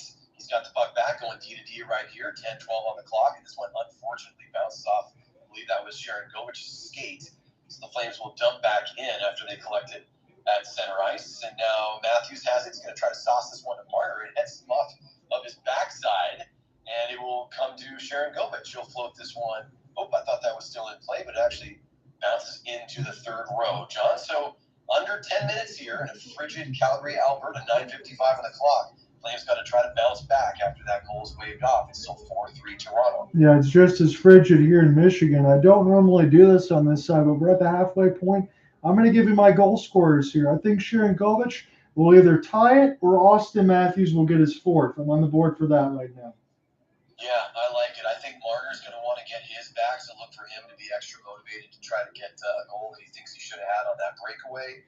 And you know what? I think we're going to give it to Zary. I think Zary's going to be extra motivated on the Flames end and try to get his goal back to either tie it or win it here. So there's a shot on as the Leafs now have it in the O-zone. It went wide of Vladar on the glove side. And the shot board hasn't ticked up too much here, but the Flames now have 24 shots. As Weegar's fighting for the puck, he's bounced off it by Tavares. He puts a good body on right there. It's floated across, and Vladar keeps it out with maybe this blade of his skate. Again, another situation where it probably and really should have been 5-3, but it's still just a 1-goal game. Flames with these lapses, and they're getting bailed out time and again by number 80 in net.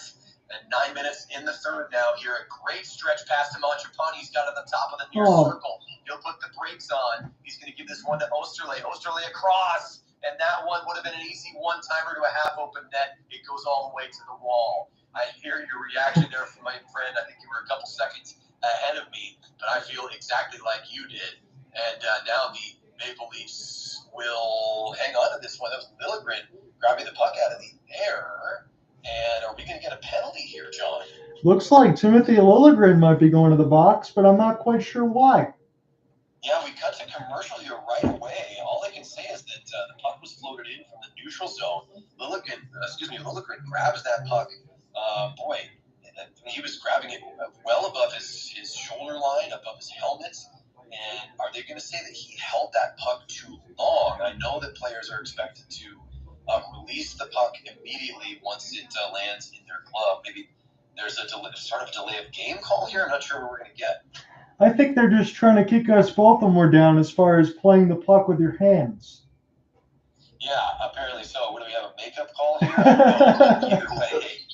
Either way, I'm sure the Flames are going to be happy to have the man advantage, and they're going to look to get back in the scoring column here, make it 4-4. The way this game's been played, it's been a little back and forth. Flames had the majority of the momentum in the first period, then it was taken away from them pretty decisively by the Leafs at the end of the first, and then through the majority of the second. Then the Flames get one late in the second stanza, and now we've had a real back and forth, action-packed and controversial third period. So maybe some free hockey, a little overtime this morning.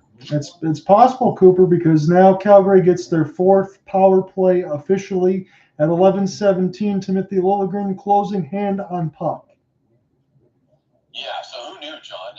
After about 9.5 or 10 minutes of almost unbroken, really intense NHL action, then we get the extended break as the goal is reviewed and wiped away, and then, boy, about 90 seconds after that, it's another glove plus puck situation. It's always something when we do a broadcast, but again, I'm happy to have you here. We knew that this was going to be a big-time game. I don't think what's lost in all of this, it was a rough second period for Dan Vladar. It was the Auston Matthews experience, but I mean, Dan really has done the job in this third period because it could have gone the other way. Yeah, no question about it. We are seeing the replays right now. Again, Matthews with a hat trick tonight. Marner is the other goal scorer for Toronto. That's why they are sitting at 4 multiple goal scorers for the Flames. They're going to need another one right now as Liljegren of the Leafs is in the box. So 2 minutes on the board, and there's a nice defensive zone win on the draw for Toronto. They will clear this one all the way down to Vladar, who we just spoke about. So power play tonight, 1 for 2 are the Flames with just 2 shots. And they now have let 15 seconds elapse as they set things up here and tap this puck over to Huberdeau at the near boards. It's loose, being fought for by Brody and Huberdeau. I think Sharangovich is in the mix as well. Flames come away with it. So they have 90 seconds now. It's held by Kadri. Kadri stick handling, and it sends one down low. It's held there by Lindholm. Lindholm back to Kadri. He's pressured, going to tap this one back to the blue line. Now stepping up is Huberdeau. He will whistle one. That one is blocker to side. Boy, that was dialed from the top shelf. Nice blocker saved by Martin Jones. 1:15 in this power play, 7:55 in the third in regulation. Puck being held here by Weegar, the former Panther. He sends it over to Sharangovich, the former Devil. And unfortunately, it is turned over. Fortunately, of course, if you're a Flames fan, and the Toronto Maple Leafs will clear the puck down. Half of the power play has elapsed since Rasmus Andersson, Swedish defenseman for the Flames, going to pass it to a fellow Swede. That's his captain, Mikael Backlund. He drops it off. Now Backlund gets it right back. Can't hold the puck, but Rasmus can keep it in the zone. Now Zary, previous goal scorer, tries to go for the slapper right there, breaks his stick, trying to dive and keep it in. But a nice shot block right there by Toronto. And Rasmus will captain this thing again as the Flames go for a partial change. Picked up here by Backlund. Good job by Zary to hold the line. That pass is a little bit loose right there, and the Flames will be on and offside. So not a great sequence right there. And Huberdeau, he looks to the video board. We're going to get a replay right here. The best shot of the power play so far, whistled and saved by the blocker of Jones. I know his numbers are definitely percolated up 8 in the last 9 games. But Jonathan Huberdeau, I think he needs to do more of that. Number 10, shoot the puck, especially when you get in the slot. That was a good-looking one. That's what we've always said, John. It's especially in those early days, it's almost like he forgot that he could be a goal scorer. He just always seems to want to be a facilitator. But again, credit to him. His numbers have crept up of late, and Flames are going to need him here. They're going to probably have one more rush or so with 15 seconds to go on this man advantage and under 7 now in the game. So the puck is on the stick of Lindholm, now on to Kadri's, and he looks to get this one back to the point. And boy, sort of an inauspicious end there of the power play as the clock ticks all the way down, and the Flames still down a goal. They are now even on the ice, 5-on-5. Kadri now streaks in. He's going to skate this one along the blue line, tries to drop it off. He'll do so successfully to Tanev. Hanifin with it. He'll try to get a shot off. Another great shot blocked. Tavares right there gets it. And now Lindholm will whistle one toward Jones. That one's saved by the right pad. Huberdeau fighting for the puck at the near boards. Lindholm gets in there. That was McKeefe doing a good job to separate Huberdeau from possession. Now this puck is floated to the far corner to Vladar's right, backhanded along by Tanev. Flames going to look to pick up here, but I think we may have an icing call coming up as Brody chases it down. and the no-touch icing is called. 6:05 in the third, John. Face-off coming up next to Dan Vladar. I know we still have 6:05, as you said, love to go in the third, but it might just come down to 20 minutes in the middle period that got away from the Calgary Flames, because it seems to be that this game is pretty even again, just like it was in the first and third. But we got to see what happens in the final 6 minutes. Yeah, absolutely. Can the Flames find that passion that they had for the first 9 or 10 minutes or so? Unfortunately, it does look like that goal by Zary being whistled away, that really did take some of the air out of the sails here. You can see the Flames still pushing to tie this game, but it looks a little less intense than it did at the start of this third. So we now have less than 6 to go. Anderson out there. You can see the top players for the Flames getting a little more ice time here, given the circumstances, down 4-3 at home. Now this puck is being skated forward by the Toronto Maple Leafs. That was Holmberg with the puck on his stick, but it's taken away by Calgary. Now Weegar will hold in his end. And time ticking away, but in the next 90 seconds or so, it's going to be a real issue as we have 5:23 to go in the third. Puck's knocked from the neutral zone all the way back toward Vladar, where it's picked up by Weegar. Weegar will chip this one ahead, and it's going to be floated all the way across the ice. Zary, the target, he's pushed off the puck by McCabe, and it'll be picked up by Kadri. Lots of bodies going down in the slot. Flames able to hold the offensive zone here, but that is an errant pass. We'll have a 2-on-2 the other way. Jarnkrok will elect to knock it down to the far corner, and then that one is put right out front unexpectedly, and I think the shot went wide. One of the Leafs streaking in couldn't get a number right there, John, but boy, oh boy, once again, the Flames just with those sort of inconsistent momentary lapses that almost allow the Flames to put this thing to bed, but it's still just a one-goal contest. 4:35 on the clock in the third. Cooper Hopkins on the play-by-play, John Ott on the color in this period. We've had a good one here, and John made a great observation. If the Flames do lose this contest, it's just that second period they let get away from them. They had most of the first. They looked pretty good here in the third, but when you're facing Auston Matthews and you give him that much time and space, even when there's not much of it, that's what he can do. And what I mean by that is a hat trick. Right now, this puck is on the stick of Nylander. He'll send it across, diving from left to right. Is Vladar. He slides, spreads those legs open wide, and he gets the right pad save. Now down low, Vladar again is making stops right and left. Sticks are on the ice, John. Less than 4 here. How have the Toronto Maple Leafs not scored in this third period? McCabe goes down to the half boards on the near side. That one picked up by Gregor. Now the Leafs will be pushed off the puck. It's loose now in the slot. This thing bounces down to the near corner. Gregor has it. Almost thought of Connor McGregor. Now we're going to change sports there. Now we're sticking with hockey. And now Matthews shows you what hockey's all about with a huge slapper. The Flames now trapped in their own end. Matthews in that top line out. Vladar sees the puck from way outside with the trapper save. 3:28 to go in the third, John. These saves from Vladar have been massive. I like that there from Auston Matthews over there. He wasn't chirping Dan Vladar. He said, good job on that side. Number 34 got absolutely robbed in a full sprawl by Dan Vladar as we go to break.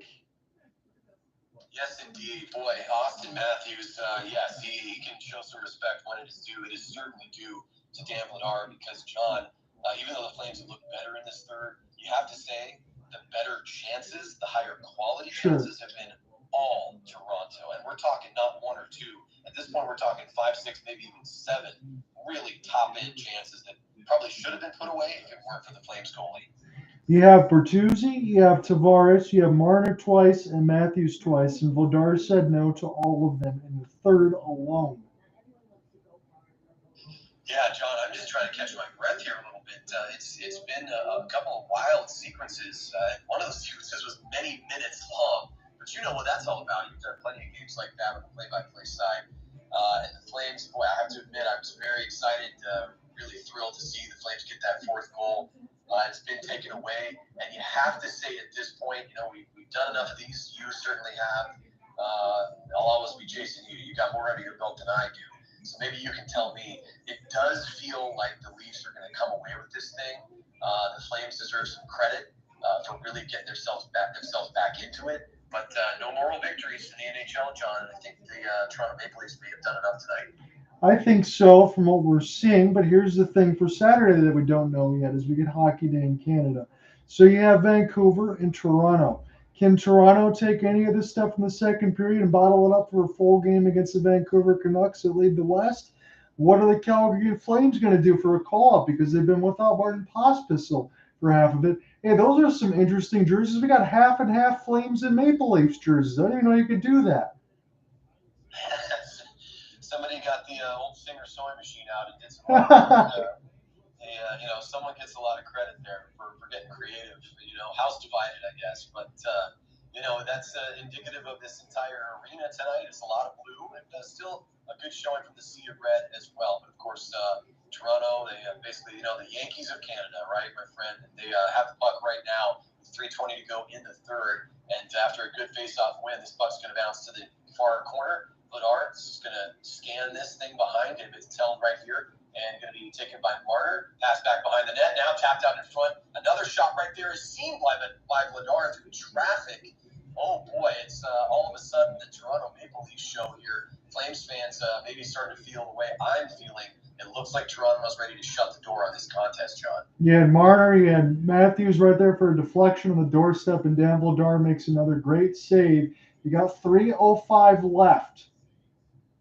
All it takes is one moment, and the Flames could capture a moment here and get the tying goal that they thought they had earlier, but they got to win some faceoffs. They got to get out of their own zone.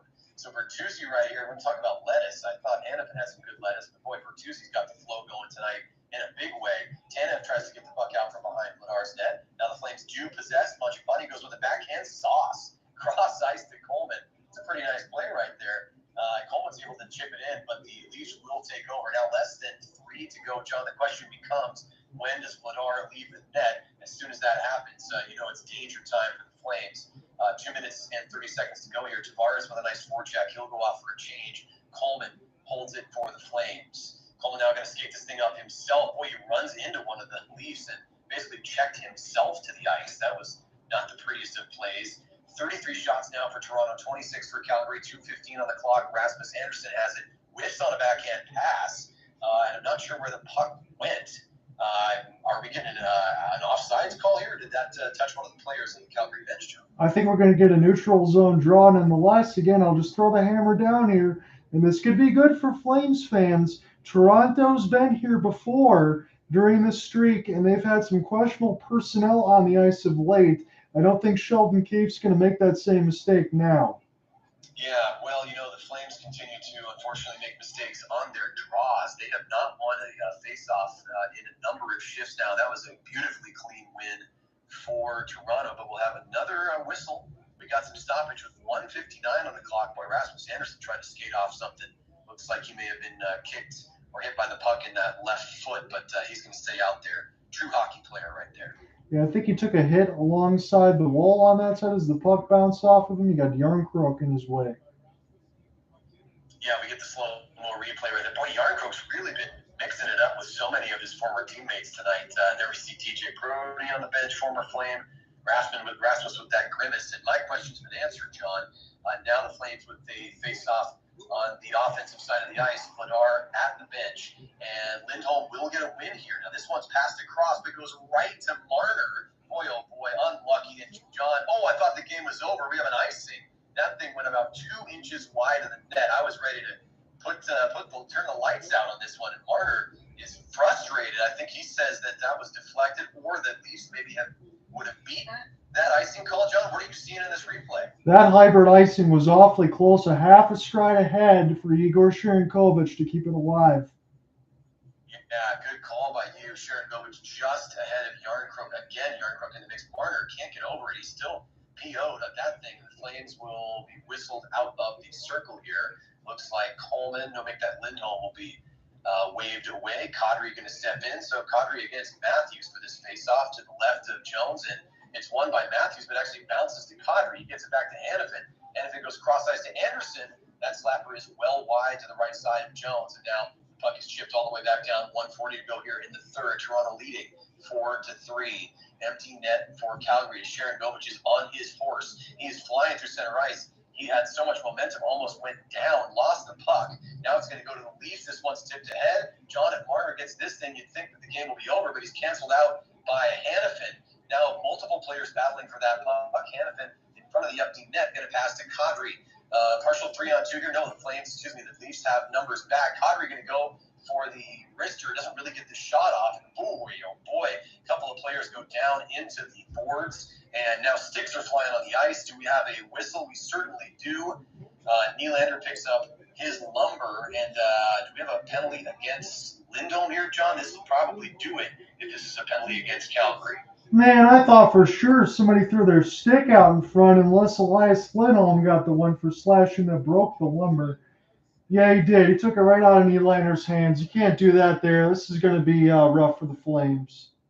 Yeah, that's a tough way for it to go, but I have to admit, as much as I don't agree with the Zary goal being waved off, you can't do what Lindholm did there. That was basically hooking the stick out of the hands of Nylander, and that's a good call. Boy, Rasmus Anderson is furious. Lindholm looks completely dejected. He'll get the slashing call in 1856. And with Toronto leading 4-3 and now a power play with just over a minute to go, Ladar is back in net, so we have the power play situation. The Leafs only took them one shot. They're 1 for 1 on the power play tonight. You got to think this is probably it as Marner steps into the high slot and looked at the backhand pass there. I thought he might have had a clean shooting lane, but I think he's trying to get number 4 for his buddy Auston Matthews. Now the puck is in the Flames O-zone. Weegar really battling for it. I like to see this effort from the Flames. Even if they're going to go down tonight with 42 seconds to go here, still seeing some of these key players in red at home really making a push, trying to compete here. Now Backlund's going to pass it to himself off the near boards. Empty net now for the Flames, and I think we have the puck up into the netting. So 31.9 to go. We get a shot at Brody's getting back to the bench. And the Toronto Maple Leafs, again, John, still on a power play here, but the Flames going to make one last desperation attempt to tie this thing up. Yeah, you got to get another offensive zone draw. There hasn't been a lot of that right now in this period, at least for the last about 15 draws. I think the Flames might have only won 3 of them. Yep, that's a point we've unfortunately had to make here a couple of times. You've got to get possession if you're going to set up an offense in order to get a goal. So Backlund, 10 for 21 on faceoffs tonight. He'll go against Tavares. Both players are warned. Referee going to skate back here. Oh, come on. Backlund, he wins it. That's what are we going to get this redone out? Rasmus Anderson can't believe it. He's about ready to. I don't know what he's about ready to do, but all I know is he's swearing in English. That's all I can say. Backlund furious as well. Backlund's going to get waved out. They'll redo this drop, and that face-off, of course, John, won by the Toronto Maple Leafs. So that puck with an empty net now on the stick of Jarnkrok. He's pushed off by 2 of the Flames. Well, they are not loving number 19 white tonight. He has really gotten under the Flames' skin. But we only have 16 seconds to go here. Blake Coleman doing his best to gain possession back. But the Leafs will have it. It's on Jarnkrok's stick. He'll tap this one out to center ice. Rasmus Anderson skates it down. 7 seconds to go here. It's on Kadri's stick. And now Marner. Oh, he misses, John. Marner hangs his head. He'll get the win, but an embarrassing moment right there. Marner, he undoes that chin strap, and he's ready to hit the locker room, John. And I think so are the entire Flames roster. Yeah. Should have been 5, maybe 6, maybe even 7-3 here, or 7-4. The final is 4-3. Toronto did enough, and just enough to win. They got a little help from a hand pass call that waved off Zary's tying goal, and that is your final tonight from the Saddle Dome. The hometown Leafs with 3 goals, not good enough when your opponent from Toronto scores 4. So I know I got a few things to say here. I don't want to keep you too late. I just want to go across some of the stuff on the scoreboard just in case it's there as well. Did this go final for the crowd? So the Oilers, they will continue their win streak. They win 4-2. The Flames, that'll be their next opponent, the Edmonton Oilers. Look, the Maple Leafs get their win. They win 4-3. Ultimately, they bank 2 points, and they put the Red Wings back in the wild card spot. They had to do it. It really was, for me, again, there was portions in the third period on the faceoffs for sure. And it was a good challenge for Sheldon Keefe, whether or not I agree with it, and some of those draws, whether or not I agree with it. I almost felt like Rasmus Anderson did. However, I don't think you can play that way through the entire game and expect the same result against the Vancouver Canucks on Saturday. Yeah, I agree. I think, listen, the Flames are who they are. They are a team that is on the cusp of a playoff spot. They've had a nice past few weeks, and certainly hope to keep that trajectory into and then out of the All-Star break. But listen, they're not the Jets. They are not the Canucks. They are not one of the top teams in the league right now, nor probably will they be. I don't think they're going to go on a historic run and all of a sudden take over the Pacific Division. But you're right. That's all to say that the Leafs did enough tonight against a Flames team that probably, given the saves they were getting from their goaltender and the luck that they had, they probably should have at least gotten an overtime point tonight in Calgary.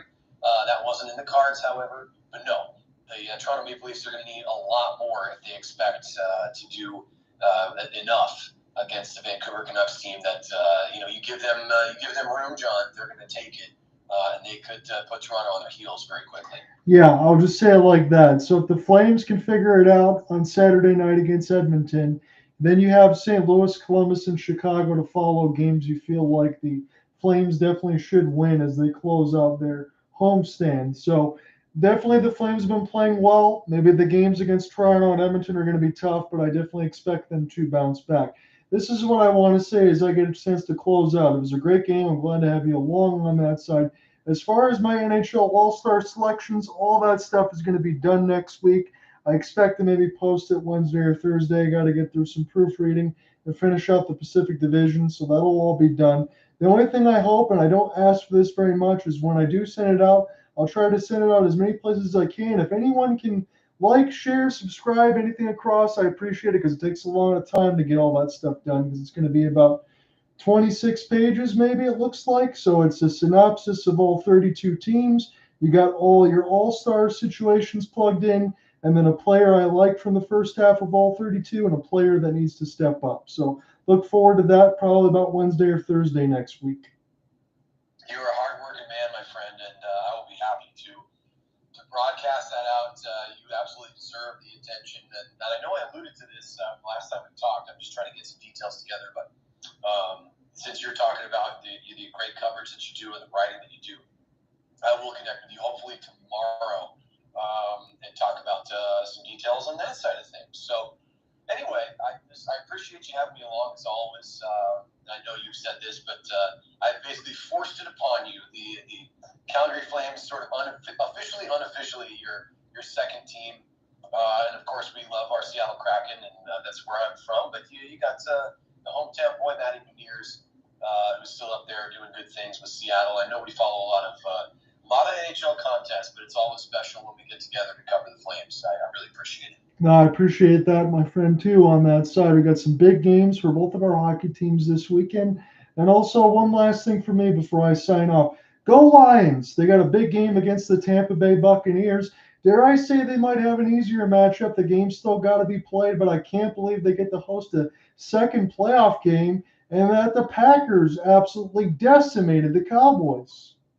Hey, it's a new era of Lions football, and it's one that I think a lot of folks, listen, the Lions have been, it's almost worse than just being bad. We know how bad things have been, but it's almost worse to be forgettable. And you know what? They are certainly not that this year. They deserve the attention. I love the social media videos that I saw of Jared Goff and his dad being treated like conquering heroes, celebrated in the streets of Detroit. It's been a long time coming. I'm really excited for you. I will certainly be rooting for them, and hopefully this run will continue for weeks. So we'll see what happens here. We'll try to probably be in touch next week. I know that I'll get all the publication stuff out. Hopefully get back in the broadcast booth soon because we're getting closer to February than we are through January. So have a good one, my friend. We'll definitely talk soon. You got it, pal. Again, appreciate it as always. Great job, and we will talk very soon. Thanks again for everything. Sounds good, Steve. All right, pal.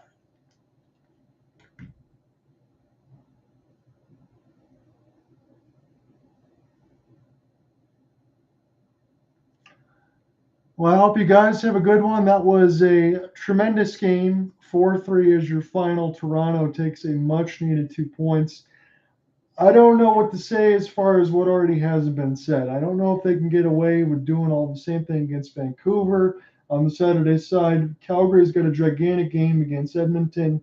It's going to be a hell of a weekend. We got NFL football on the horizon as well. So I'll talk to you guys soon. And again, expect the All-Star publication to probably follow somewhere between Wednesday and Thursday next week. Have a good one, everybody. I'll talk to you soon. Peace.